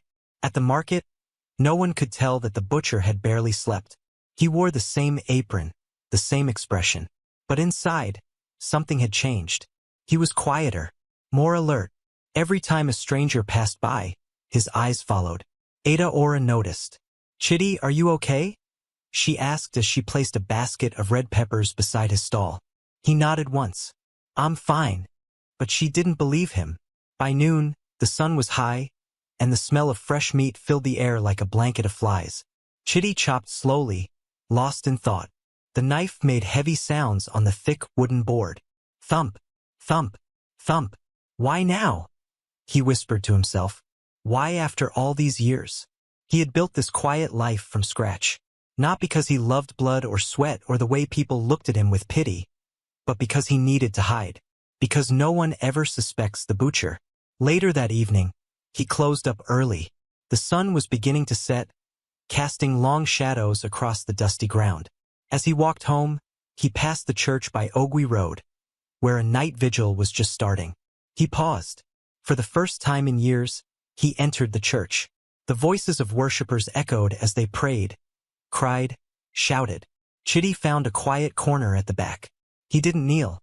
He didn't cry. He just whispered, "God, if I survive tomorrow night, I'll stop running." Midnight came too fast. The old Martin's warehouse stood at the edge of town, surrounded by tall grass and broken streetlights. The metal gate creaked open as Chitty stepped inside. Dust danced in the moonlight. The air smelled of old concrete and secrets. He held a small flashlight. His knife, his sharpest one, was tucked into his boot. Then, from the shadows, a voice called out, "You still know how to show up, cousin." Obiagelu stepped forward, wearing white agbada, rings on every finger, eyes filled with something that looked like hatred or guilt. 10 years, Chitty, and you never came looking for the truth." Chitty didn't move. His jaw clenched. Then he asked the question that had been haunting him for a decade. "Did you do it?" Obiagelu smiled, but he didn't answer. Instead, he stepped closer and whispered, "You've been hiding for 10 years. But what if I told you someone else has been hiding too?" Chidi blinked. "What do you mean?" Obiagelu leaned in. His voice dropped. "She's alive, Chidi. Amaka didn't die in the fire." The moment Obiagelu said her name, Chidi's entire body locked. Amaka. He hadn't heard that name spoken aloud in 10 years. Not even in dreams. Because Chidi Martins didn't dare dream about the dead. Amaka was supposed to be gone. Gone in that warehouse fire. The one that took his future, his inheritance, and the last soft part of his heart. He remembered the last time he saw her. She was wearing a red blouse, gold earrings shaped like tiny suns, and that smell, that soft, sweet mix of coconut oil and garden eggs, still lingered in his mind like a haunting lullaby. She had kissed him goodbye and said, "Come back for me tonight. Promise me." He had promised. But when he came back, all he found was flames. And ashes. And Obiagelu, crying crocodile tears with a crowd. Now, here stood Obiagelu, grinning like the devil himself. "She didn't die, Chidi," he said again. "They only wanted you to think she did." "Who is they?" Chidi's voice cracked. Obiagelu stepped back, arms crossed. "The same people who took your father's company. The same ones who turned you into a butcher." Chidi's fist tightened. "Why didn't you tell me? Why now?" Obiagelu smirked. "Because now it matters. You've been quiet for too long. And now they know you're still alive." Chidi's flashlight flickered. A rat scurried across the floor. The whole warehouse suddenly felt colder. Not from weather, but from truth. "Where is she?" Chidi asked, his voice low and dangerous. Obiagelu didn't answer. Instead, he threw a brown envelope onto the dusty floor. It slid to Chidi's feet. Inside were pictures. Chidi picked them up with trembling fingers. One showed a woman standing by a roadside suya joint in Abuja. Another showed her entering a small flat with a toddler. Her face was turned slightly away. But Chidi knew those cheekbones, that posture, even after a decade. His breath caught in his throat. It was her. Older, thinner, but alive. Amaka was alive. And she had a child. Chidi stared at the photos for a long time. "Why are you showing me this now?" Obiagelu's smile faded. "Because you need to get to her before they do. She's in danger." Chidi's eyes narrowed. "From who?" Obiagelu hesitated, then said two words that hit Chidi like a sledgehammer. "Uncle Nadazi." Now, that name meant danger. Nadazi Martins, their late father's business partner, and the man who inherited everything after the fire. He was cold, calculating, the kind of man who smiled while ordering your death over a glass of aged whiskey. Chidi had always suspected he had a hand in the fire, but no proof, no voice. Until now, Chidi shoved the photos into his pocket. "If she's in danger, I'm going to her." Obiagelu blocked his path. "You can't go yet. They're watching every move you make now. You go running to her. They'll know she's still alive. And this time, they'll finish the job." Chidi's chest rose and fell with rage. "Then what do you want me to do? Sit back? Wait." Obiagelu stepped closer. "No, cousin. You're going to play their game. You're going to make them think you're still the poor butcher who smells of goat. While we tear them down from the inside." Outside, the wind howled through the broken windows. Thunder rolled far in the distance. Something was coming, and Chidi could feel it. This wasn't just about love anymore. This was war, and it had already begun. By the time Chidi Martin stepped out of the warehouse, the rain had started to fall. Not heavy rain, just enough to soak your shoulders. Just enough to feel like the sky itself was weeping for something lost. He didn't run. He didn't hide. He just walked, slowly, steadily, back to the only life people believed he had. Back to being the butcher. The next morning, as sunlight poured through the cracked windows of his room, Chidi sat at the edge of his bed, staring at the photo in his hand. Amaka. Her eyes were the same. Still soft. Still cautious. But different. There was weight behind them now, like someone who had seen the other side of survival and come back changed. And the boy beside her? Chidi's stomach twisted. Could it be? He counted backward in his head. The years. The timeline. The last night they were together. 10 years ago. The child in the photo looked just about the same age. He gripped the photo tighter. Is he mine? That morning at the market, everything felt louder. The traders shouted harder. The bus conductors insulted more creatively. The meat smelled stronger. But Chitty's mind was somewhere else. He chopped meat mechanically, barely listening as customers argued over prices. Then a black Prado Jeep pulled up across the road. Not unusual. Rich people came to Yuani Market sometimes, mostly to buy in bulk and show off their wealth. But this one didn't park. It just sat there, engine running, windows tinted, watching. Chitty noticed. So did Aurora.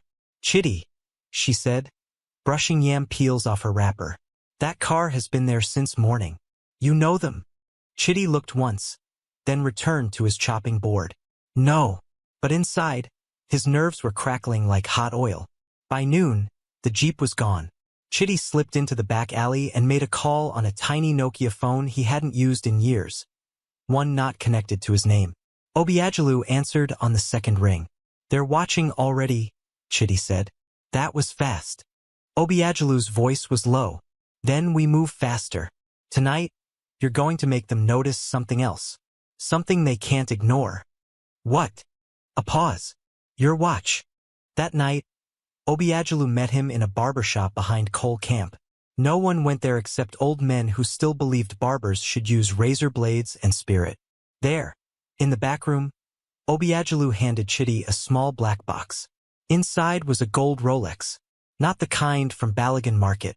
The kind that whispers wealth without needing to shout. Chitty stared at it. You want me to wear this? Where? Tomorrow. Market. Let them see you. Let them wonder. Chitty shook his head. I'm a butcher. How would that make sense? Obiagelu smirked. Exactly. That's why it'll work. The next day, the sun blazed hot. The kind of heat that makes metal too hot to touch and turns beer into soup. Chitty arrived at the market the usual way. Same shirt, same knife, same tired eyes. Except this time, something glinted on his wrist. A golden watch. The people noticed. First the woman selling oranges across from him. Then the groundnut boys. Then Aurora. Wait. Chitty, she said, squinting. Where you see watch like this? He looked at her once, wiped sweat from his brow, and muttered, Gift. Gift coup? From who? Queen of England. Others laughed, but not Aurora. She looked again. Harder. Something in her expression shifted, like she had just realized that maybe, just maybe, she didn't know the man in front of her at all. By afternoon, rumors were flying. Maybe him Don Win bet 9 ja. Abi him day do Yahoo for night? Meat seller way wear Rolex? Something no day add up. Even the other butchers started whispering. But Chitty said nothing. He just kept cutting meat, slice by slice, pretending like he didn't hear the whispers. That night, Obiagelu sent a text. Hook baited. They've noticed. Tomorrow we move on to step 2. Get ready. Chitty stared at the message. His heart beat fast, not with fear this time, but with something more dangerous. Purpose. After 10 years of hiding, Chitty Martins was beginning to return. And the city that thought he was nobody was about to remember his name. There's something dangerous about a man who keeps quiet for too long. People assume he has nothing to say, but sometimes he's just waiting to say the right thing, to the right people, at the wrongest possible time. By now, the rumors in Yuani Market had grown legs and were running faster than a kiki escaping lasma. Chitty don blow. Dem say him get mansion for independence layout. Forget the smell. That man na coded big man. Chitty heard every word. He just didn't respond. But Aurora was watching him differently now. The way women do when they're not sure if the man they ignored yesterday might actually be their destiny helper in disguise. Chitty, she said that afternoon, wiping sweat from her forehead with the end of her wrapper. You know even tell me say your level don change. Chitty looked at her. The way you look at a childhood friend who never noticed you until your slippers turned into shoes. I didn't think it mattered. Aurora raised an eyebrow. So now you day form mystery man? He smiled, just slightly. It was the first time he'd smiled in public in years. and it didn't go unnoticed. Later that evening, after the sun had dipped behind the corrugated zinc roofs and the traders were packing up, Chitty walked to a small internet cafe behind Mayor Market.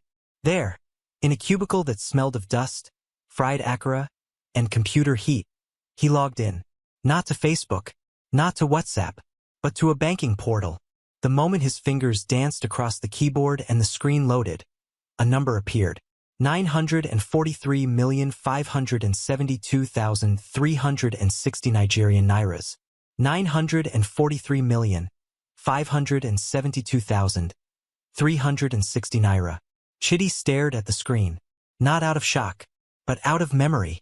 This was his money, hidden under another name, locked away after the fire, preserved by one of the few loyal people his father had trusted.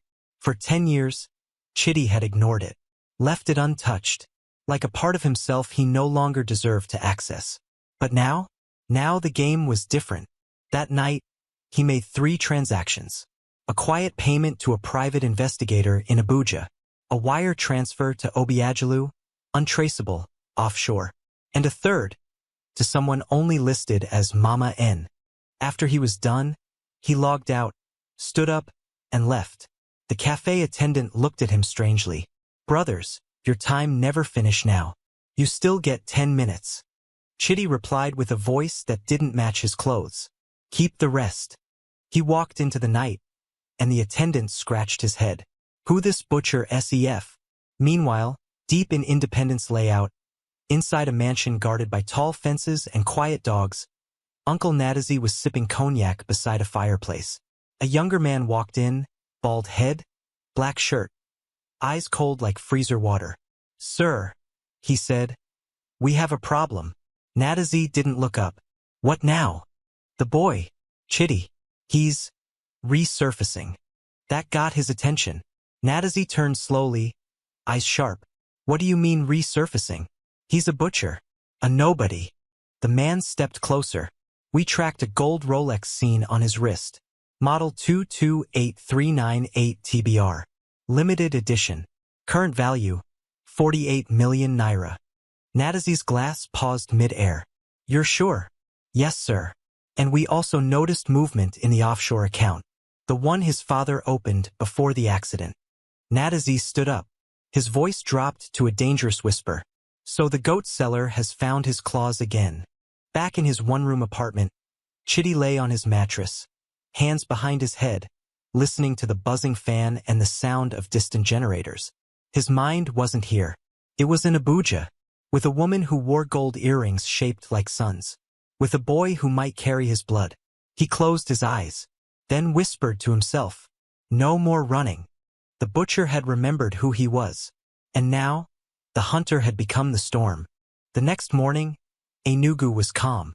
Too calm. The sun rose without argument. The birds chirped as if nothing was wrong, and the red dust swirled gently across Uwani Road like a lazy spirit. But inside Chitty Martin's, a war was building. He was sitting on a wooden bench outside his room, holding a nylon bag of akara and pap. The food was hot, but he hadn't touched it. His mind was already in Abuja.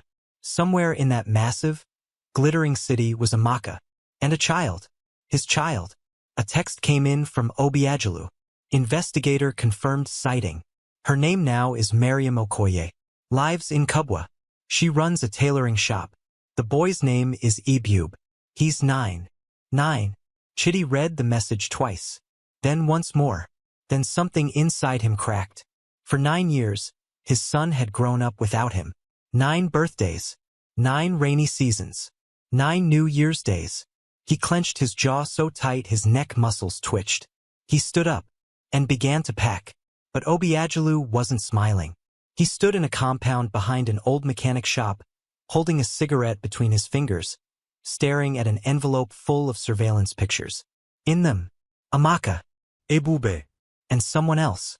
A man, tall, dark, always nearby. Obiajulu didn't like what he saw. He called Chitty. "Listen to me. I know your heart is pulling you to Abuja, but use your head. They want you to run blind. They want you to move fast and leave Enugu unguarded." Chitty didn't answer. Obiajulu continued. "While you're chasing Amaka, They'll come for your name, your memory, your life here. You have to trap them before they erase you again.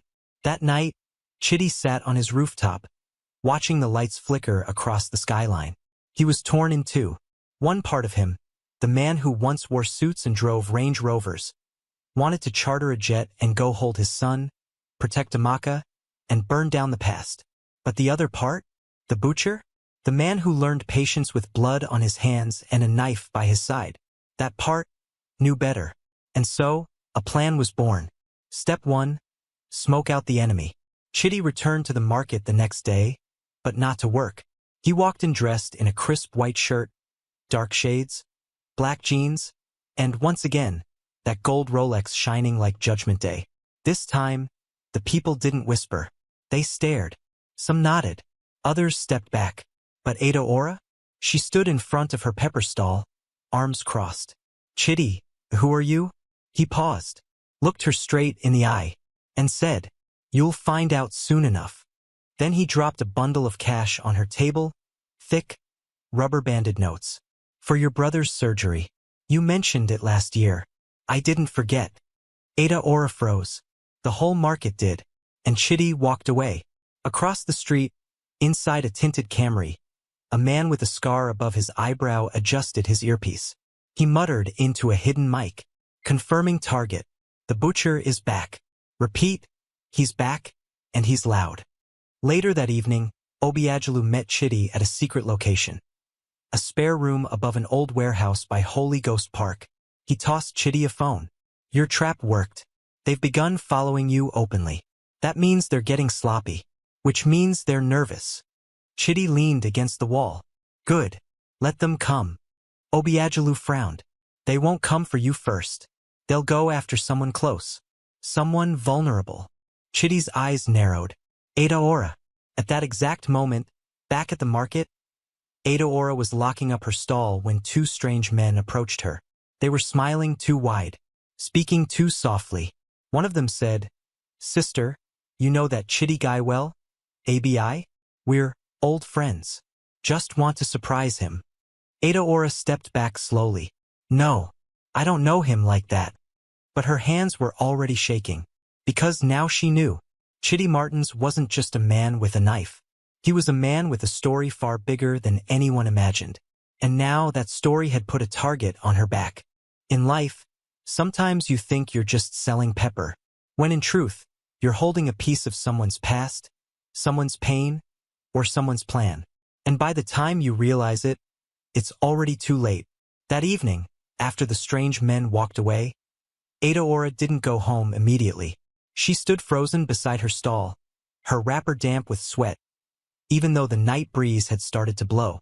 Something was wrong, very wrong, and it had everything to do with Chitty Martins, the man who used to smell like goat meat, but now walked like someone who owned the street.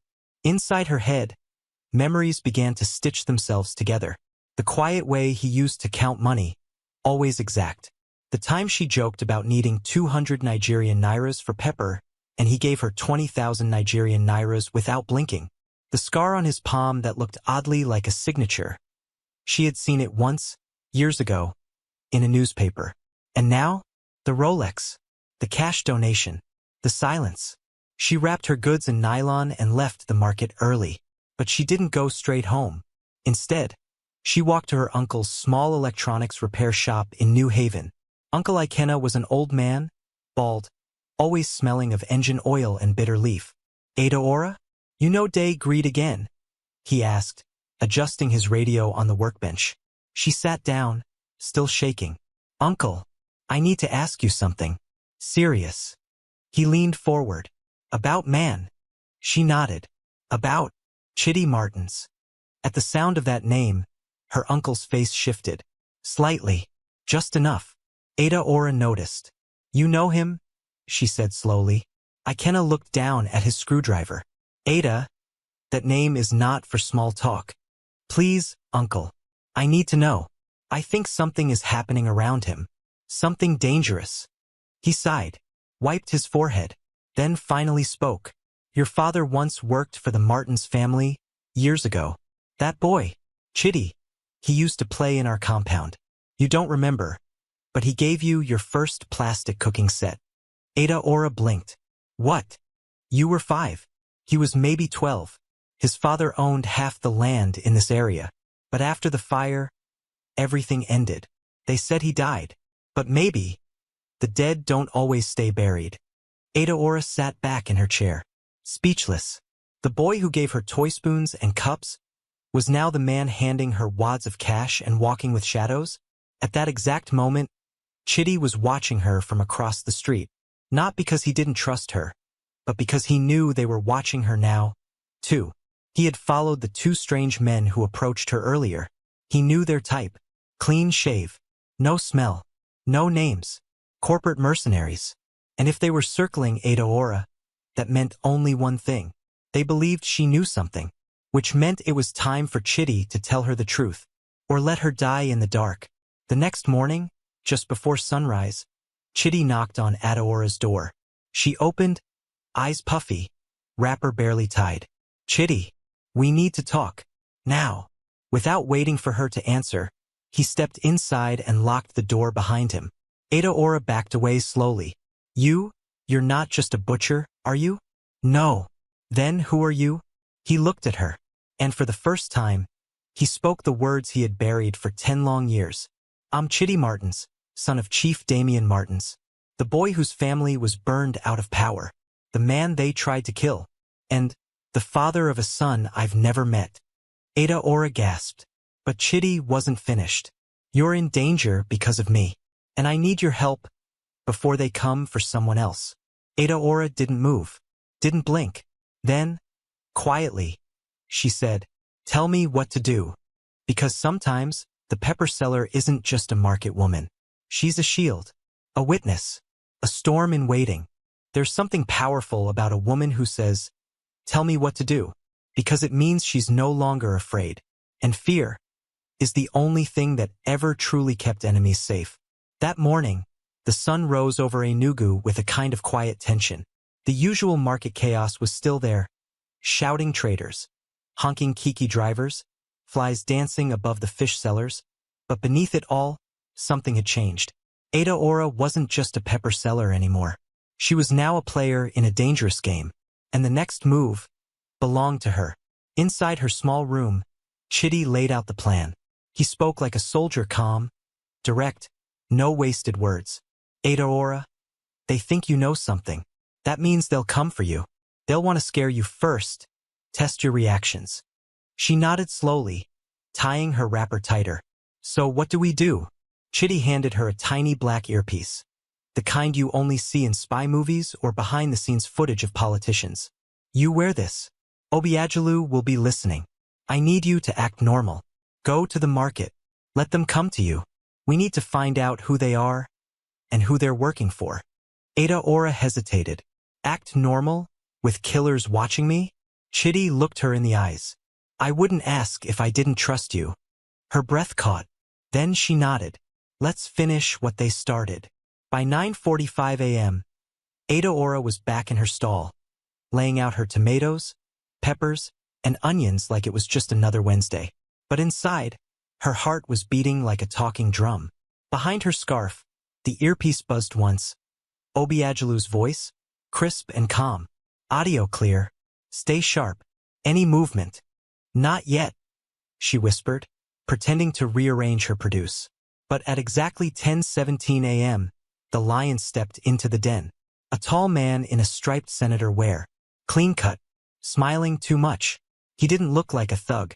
He looked like a banker, which made him more dangerous. He stopped in front of her table and picked up a chili pepper. This one go hot well, he said casually. Adaora forced a smile. Well, if you're brave enough, you fit chop 'em raw. He laughed, too loud, then leaned closer. You're friends with Chitty, ABI? Adaora swallowed hard, but she didn't blink. I know many people. The man smiled wider. Be careful the kind of people you know, Auntie. Some names come with thunder. Adaora's hand trembled slightly as she handed him a black nylon bag. Thunder only fears those who hide under banana leaves. The man chuckled, but his eyes were cold. He dropped a 1,000 Nigerian Nairas note and whispered, Tell your butcher friend, The clock is ticking. Then he walked away. Chitty had been watching from a distance. He saw the man, saw the posture, the timing, the look. He followed, through the narrow market paths, past the Acura stand, past the meat section, out into the main road, and into a tinted black Corolla. But before Chitty could reach it, the car drove off. Fast. Too fast. Later that day, in the warehouse safe house, Chitty and Obiagelu reviewed the footage from a hidden button camera Adaora had worn. Obiagelu paused the screen on the man's face. "I know this one," he said. "Ex-SARS officer. Name's Clement. Now works for Natazi as a cleaner. Cleaner. Not someone who sweeps the floor. Someone who wipes people out." Chitty stood up, his fists clenched. "They've crossed the line." Obiagelu looked up slowly. "No. They've drawn the line. Now it's up to us to step over it." And so, for the first time in 10 years, Chitty Martins made a decision he had avoided for too long. He would no longer hide. Not behind a butcher's apron. Not behind Adaora's smile. Not behind Obiagelu's strategies. He would strike first. Because sometimes, the lion doesn't just wait. Sometimes, the lion roars. In the animal kingdom, they say the goat is weak, docile, obedient, predictable. But they forget, even the goat has horns. And when pushed too far, even the butcher's knife can slip, and the goat can bite back. That night, Chitty Martins didn't sleep. He sat alone on the roof of the warehouse, staring into the night sky as generator smoke twisted through the air. His thoughts were not of meat, money, or revenge. His thoughts were of Amaka, and a small boy named Ibube. Somewhere in Abuja, they were probably fast asleep, peacefully unaware that war had already begun in Enugu. On their behalf, Obiagelu walked up the stairs slowly, carrying a folder. Inside the folder were names. Bankers, lawyers, hitmen, drivers, even a local pastor. All of them connected to Uncle Natazi. "You ready?" Obiagelu asked. Chitty didn't look at him, just nodded. "We're not playing defense anymore," he said. "It's time to make them uncomfortable." Obiagelu smirked. "I already started." That morning, the entire city woke to something it hadn't seen in years. Front page headlines. And right there in bold black letters on the Enugu Sentinel, questions arise over Martin's dynasty fire. Was it really an accident? And just beneath that, a photo. Grainy, but clear enough. A security camera still from 10 years ago. Obiagelu had found it, buried in old archives, labeled unprocessed. It showed a man, dark suit, bald head, walking into the warehouse minutes before the fire started. Not a firefighter, not a staff member, not a family friend, but Clement, the same man who had threatened Adaora at the market. The city started to whisper. At 10 a.m., Chitty walked into Uwani Market dressed like a man who had nothing left to lose. Black shirt, no apron, clean shave, eyes like fire. He didn't come to cut meat today. He came to be seen. The moment he stepped into the open, a hush fell over the traders. Mouths opened. No words came out. Adaora ran to meet him. "Chitty, what did you do?" "The market is buzzing. People are saying your name again." He looked at her. "I didn't do anything." He turned to face the crowd. "I'm just telling the truth." At that exact moment, inside a glass-walled office in Independence Layout, Uncle Natazi crushed a glass in his bare hand. Blood dripped down his fingers. His assistant stood frozen. Natazi's voice was calm, too calm. "Call Clement." "Sir." "I said, call him." The assistant nodded and dialed fast. But Clement wasn't answering, because Clement was already on the run. Obiagelu had moved faster than anyone expected. He leaked footage of Clement's offshore account, the one paid for by a shell company linked to Natazi's wife's cousin. Then he hacked an old voicemail, one where Clement's voice said, "Make sure the boy dies in the fire. No witnesses. No loose ends." But the boy Chitty hadn't died. And now the loose end had become the noose. That night, Chitty and Obiagelu sat in a dimly lit room, staring at a map of Abuja. Red pins, blue strings, circled names. "Tomorrow," Chitty said, "I go to her." Obiagelu nodded. "Once you step into Abuja, everything changes. You sure you're ready? Chitty picked up a small envelope from the table. Inside it was a photograph of Ebube. He smiled at the boy's crooked teeth, his big ears, his curious eyes. I'm not ready, Chitty said softly. Then he looked up. But I'm going anyway, because there comes a time when even the goat stops running. And when it turns, it charges with everything it has. They thought he wouldn't rise again.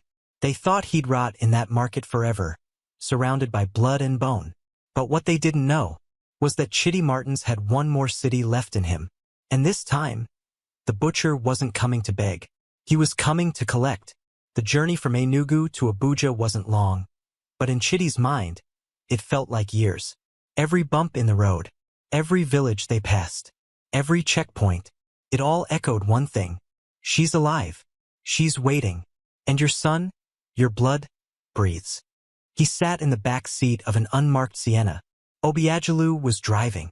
A quiet man named Femi, their security contact, sat in front, watching the road like a hawk. Nobody spoke, because some journeys don't need words, just purpose. Back in Enugu, Adaora stood at her stall, trying to pretend things were normal. But nothing was normal anymore. People still bought pepper, still gossiped, still laughed. But every time a black car passed by, her heart skipped. Because now, she was no longer a background character in Chitty's story. She was part of the reason he was fighting. Meanwhile, deep in Abuja's Kubwa district, Amaka was threading a needle in her small tailoring shop. The fan was turning slowly, moving just enough to stop sweat from forming on her forehead. Ibube, her son, was sitting on a small stool nearby, drawing with crayons. His tongue stuck out in concentration. He looked just like Chitty did at that age. She didn't know that, though, because for 10 years, she believed Chitty was dead. And what's worse, someone had made her believe it. That someone? Uncle Nadazi. He had told her Chitty died in the warehouse fire, told her to hide, told her it was for her protection. But protection is a cage with soft pillows. And Amaka had been caged for a decade. By evening, Chitty and Obiagelu arrived in Abuja. No hotels. No flashy arrival. They stayed in a safe house behind a dusty primary school, where generators roared louder than dreams. Chitty didn't eat, didn't change. He just stared at a printed image of Amaka's shop. Tomorrow, he said. I see her. Obiagelu raised an eyebrow. Are you ready for what she might say? Chitty didn't answer immediately.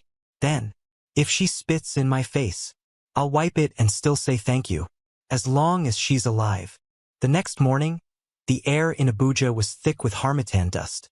It clung to clothes, to hair, to memories. Chitty walked through the narrow street leading to the tailoring shop, dressed like an ordinary man. Baseball cap, slippers, eyes hidden behind dark sunglasses. He stopped a few meters away, and then he saw her. Amaka, 10 years older, still beautiful, still calm. She was helping an old woman adjust the wrapper on her waist. She laughed gently, the same laugh. Chitty's hands trembled slightly. Then a small voice called out from inside the shop. Mummy, my drawing is finished. And then the boy ran out. Ebube. Chitty's knees almost gave way. He looked exactly like him. Exactly. The ears. The nose. Even the way he squinted when the sun hit his eyes.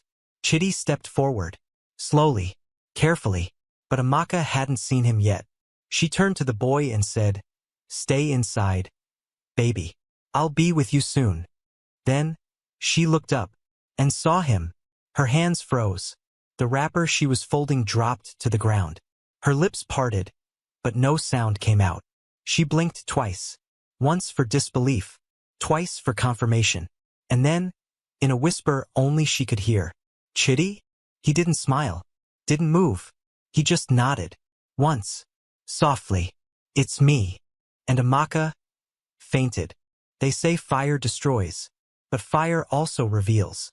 When it burns away everything false, what's left is either truth or ashes. When Amaka collapsed at the sight of Chitty Martins, it was like the universe itself paused. The boy Ibube screamed, Mummy, and rushed to her side. Chitty moved fast. He caught her head before it hit the concrete, held her, felt her weight. She's real. Not a memory. Not a photograph. Not a whispered prayer from a butcher's bed at midnight. She was real and alive and breathing in his arms. Obiagelu arrived within minutes. He had been parked nearby, just in case. They carried Amaka inside the shop, poured cold water on her face, opened the windows, and waited. After a few minutes, her eyelids fluttered. She looked up, eyes foggy, confused. Then, the memory returned. "Chitty," she whispered. He nodded again. This time, no words. Only tears. Not from him, but from her. She pushed herself up, hands trembling. What is this? Are you real? Or am I dreaming?" Chitty knelt beside her. His voice was rough. "I thought you died in the fire." "I thought you did," she whispered. "I came back that night. I saw the flames. I saw your scarf on the ground. They told me you were dead." "Chitty," she shouted. "They said your body was found. They made me leave Enugu. They said it wasn't safe." Chitty's jaw clenched. "Who said?" Amaka wiped her face, staring at him like she was looking at a ghost. "Nadazi. It was him. And one other man. I don't know his name. Bald quiet. They said everything was gone. That I had to disappear." Obiagelu stepped forward, face hard. "Clement." Chitty stood slowly, fire dancing behind his eyes. He turned to Obiagelu. "Everything we suspected. It's worse than we thought." Meanwhile, outside the shop, across the road in a small Kiki Napep, a man pretending to eat roasted corn adjusted the lens of a hidden camera. He had seen everything, captured every word, and he was already texting his boss. Target reunited. Woman alive. Boy confirmed. Back inside, Ibube was sitting on a low stool, watching the grown-ups talk. He didn't understand it all, but he knew this. The man who looked like him, the one who spoke gently, and had the same nose as him, made his mother cry. Not in fear, but in relief. Chitty sat beside the boy. "Hi," he said softly. Ibube looked up, suspicious. "You're the man that made my mummy faint." Chitty chuckled. "I didn't mean to." "What's your name?" "Chitty." A pause. Then the boy asked, "Are you my uncle?" Chitty looked at Amaka. She was silent. So he turned back to the boy and said, "No, Ibube, I'm not your uncle. I'm your father." The silence that followed was so heavy, it felt like the earth itself stopped spinning. Ibube looked confused. He looked at his mum. She nodded. Tears again. But not weakness. Release. Outside, Obiagelu's burner phone rang. Unknown number. He answered without speaking. A voice on the line said, "So the ghost has returned. Good. Let him come fully into the light, so we can burn him again." The line cut. Obiagelu pocketed the phone, turned to Chitty, and said, "They know you're here. They're coming." But this time, Chitty wasn't running. This time, he had something to protect, something to fight for, something to reclaim. When a man loses everything, he either becomes nothing, or he becomes dangerous. And now, the butcher they thought they buried had come back, with blood in his eyes and a family to protect. The day after the reunion, Kubwa didn't feel safe anymore. Not for Chitty, not for Amaka, and certainly not for a 9-year-old boy who had just learned the truth about his father. Chitty sat in the back room of the tailoring shop, his arm around Ibube, while Amaka tried to stay calm. But something had changed in her. She wasn't just crying anymore. She was angry. "They lied to me, Chitty," she said, pacing. "They stole 10 years of my life. They stole my son's father." Chitty nodded slowly. "They tried to steal my future too. But we still have time, and I'm not letting them take one more second." Obiagelu entered the room. His face was hard. No smile. "They're closing in," he said. "I intercepted a call. Nadazi's men have been in Abuja since yesterday. They're not here to talk."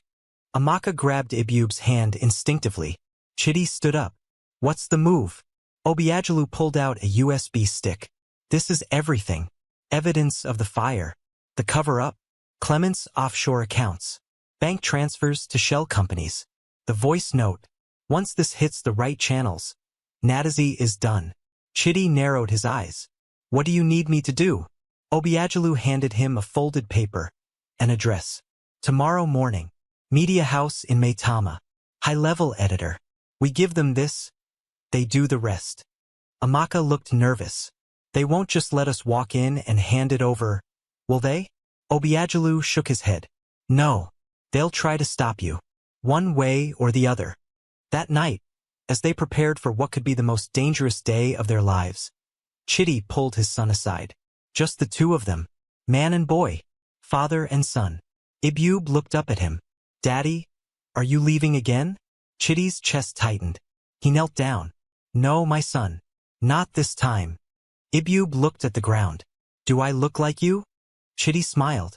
Exactly like me. Even your stubborn face. Ibube giggled. Then asked, can I be brave like you one day?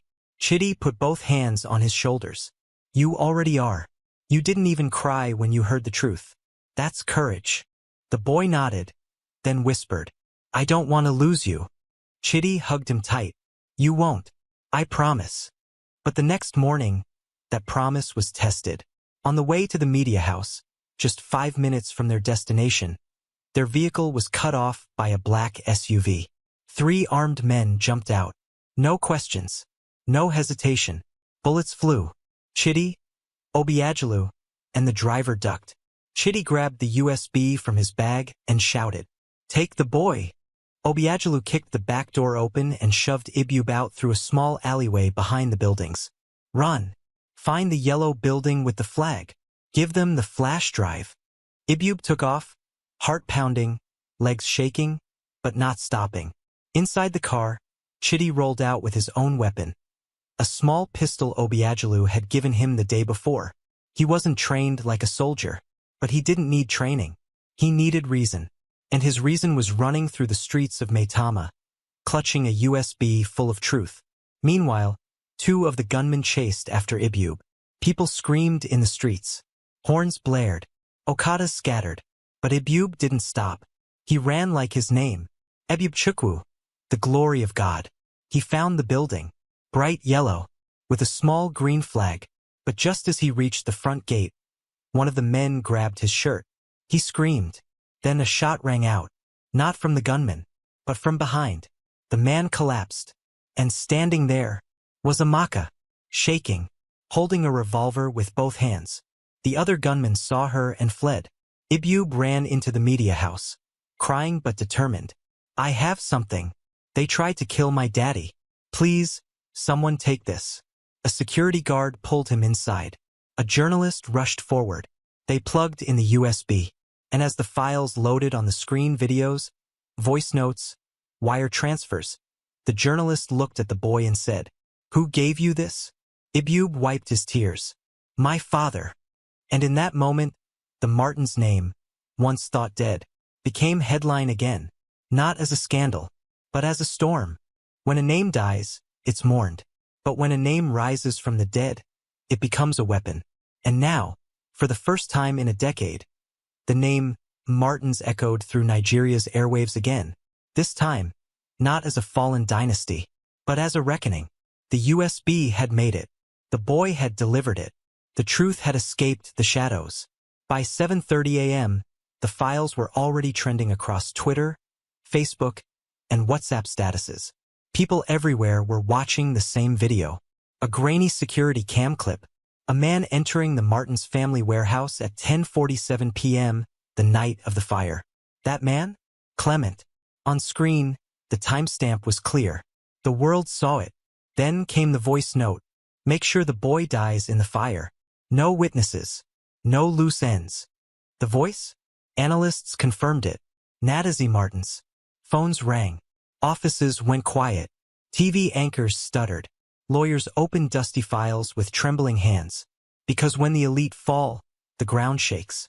In a private lounge in Asakoro, Uncle Natazie was having breakfast when the broadcast played on the flat screen.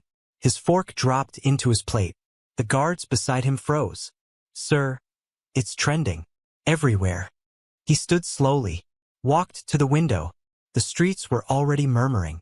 He had been exposed. Years of silence, payoff, and intimidation. Undone by a butcher and his son. Back in Enugu, Ora watched the news in her small room, hand over her mouth. She whispered, "Chitty, you did it." The market square was already erupting. "Nah, that butcher way wear gold watch. He no be ordinary man oh. I talk him that time. Him I no be market man I." The people who once mocked him were now chanting his name. Meanwhile, in Abuja, Chitty was in a hospital bed, shoulder bandaged from a bullet graze. Amaka sat beside him. Ibube was curled up, fast asleep in the chair next to them. Obiajalu walked in, his face tired but triumphant. "It's done," he said. "Interpol has issued a notice. Natazi can't run." Chitty nodded weakly. "Good." Obiajalu looked at the boy sleeping in the corner. "You know, you didn't just fight for justice, Chitty. You fought for inheritance. For your son's future." Amaka reached over, held Chitty's hand. "You didn't come back as the man I lost. You came back stronger." Chitty looked at both of them and said softly, "I didn't survive all that to stay silent." But silence wasn't in the cards for Natazi. By noon, EFCC trucks had pulled into his mansion. TV cameras recorded everything. Clement was already in custody. When reporters shouted, "Do you have anything to say about the accusations, sir?" Natazi only muttered, "That boy should have stayed in the market." But the world had already replied, "That boy is now a man." And as the Martins' name returned to headlines, courtrooms, and boardrooms, the enemies who thought they had buried it now had to kneel before it. Most men leave the market when they rise. But sometimes, a man must return. Not because he's fallen, but because he remembers. 2 weeks after the arrest of Natazi Martins and the public disgrace of his criminal empire, Nigeria was still talking. Court proceedings had begun. Properties were seized. International accounts were frozen. The media dubbed it the Martins' resurrection. And in every paper, every screen, and every whispered conversation in hair salons and beer parlors, one name came up over and over: Chitty Martins. But Chitty didn't care about the noise. He didn't want applause. He didn't want headlines. He just wanted one thing: peace. He had moved Amaka and Ibube into a quiet house on the outskirts of Enugu. Nothing too flashy, just space, light, and silence. Amaka had reopened her tailoring business, but now with staff, machines, and orders flowing in faster than she could stitch. And Ibube? He now had his own room, his own desk, and a father who tucked him in every night. One sunny afternoon, Chitty stood at the window, holding a glass of Zobo. He watched as Amaka arranged fabric on the clothesline, watched as Ibube kicked a deflated football up and down the dusty compound. Then his phone buzzed. "Obiajalu, you're not going to believe this," the voice said, laughing. "They want to name a street after you in Enugu." Chitty snorted. "I just wanted to cut meat in peace. Now they want to put my name on a signboard. Bro, you're a folk hero now. Your face is on t-shirts. There's even a Nollywood director trying to buy the rights to your story." Chitty smiled quietly, then replied, "Tell them to wait. I have something to do first." The next morning, just as the sun pushed past the clouds, Chitty Martins walked back into Uwani Market. But this time, he didn't come with a knife or blood on his apron. He came in a clean white shirt, black jeans, leather sandals, and quiet confidence. And on his wrist, not the Rolex, just a plain watch. Because today wasn't about flash. It was about roots. The moment the first trader saw him, the shouts began. "Nah him. Nah the butcher billionaire. Chitty. Chitty. The market lion. A beg sign my pepper bag." Even the children, who once called him Uncle Goat Smell, now ran to hug his legs. He smiled, shook hands, even helped a woman lift her sack of ugu into a kiki. Then he made his way to one stall. Adaora's. She was selling pepper like nothing had happened. Wrapper tied, chewing gum in her mouth, and that familiar eye roll already loading. She looked up as he approached. Well, well. Look who remembered us ordinary people." Chitty laughed. "I never forget where I came from." She handed him a pepper. "Hold this. Nah memory." He took it, smiled, held it to his chest, then whispered, "Thank you, Adaora, for not turning away when everyone else did." She blinked fast, then looked away and muttered, "A bago. You one make person cry inside market." They both laughed. Then Chitty turned to the crowd and said, "I may be a Martins, but I'll always be your butcher."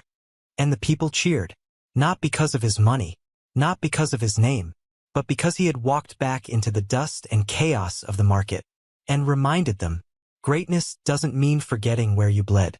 The world only remembers the fire that destroys, but it forgets that some fires are not there to burn you. Some fires exist to forge you, and when that fire fades, what's left is not ash, but iron. 3 months had passed since the name Chitty Martins returned to the streets, the screens, and the hearts of his people. The case against Natazie was airtight.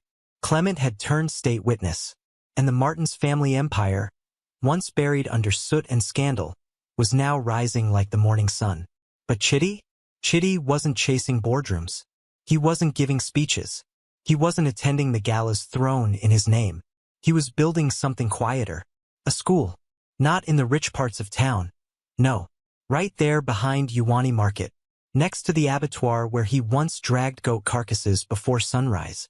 The Martins Foundation for Forgotten Children, funded entirely by Chitty, because he remembered what it felt like to be forgotten. And he was determined that no child in Enugu would feel that again.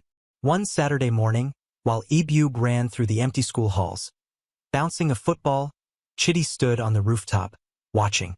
Beside him, Amaka sipped kunu, her scarf blowing gently in the breeze. "He looks free," she said softly. Chitty smiled. "Because he is." They stood there for a while, no words, just presence. Then Amaka asked, "What do you want now, Chitty?" He thought for a moment, then said, "Peace, quiet, a place to raise him, and maybe one more." Amaka chuckled. "NN? You think one child is enough to stress me?" They laughed. But beneath that laughter was healing. Later that evening, Chitty returned to the market one last time. Not to work, just to sit. At the old wooden bench where it all began. Same spot, same dust, same air. He sat alone, watching the sunset paint the sky above Enugu in orange and gold. Then, from behind him, a voice called out. A little boy selling pure water. "Uncle, them say you be billionaire, but you still day here. Why?" Chitty turned, smiled, pulled the boy close and said, "Because this is where I remembered who I was." The boy stared, then nodded, and ran off, and Chitty sat back again, silent, but not empty, because now, the fire no longer haunted him. It had forged him, from butcher to billionaire, from forgotten to father, from ashes to legacy.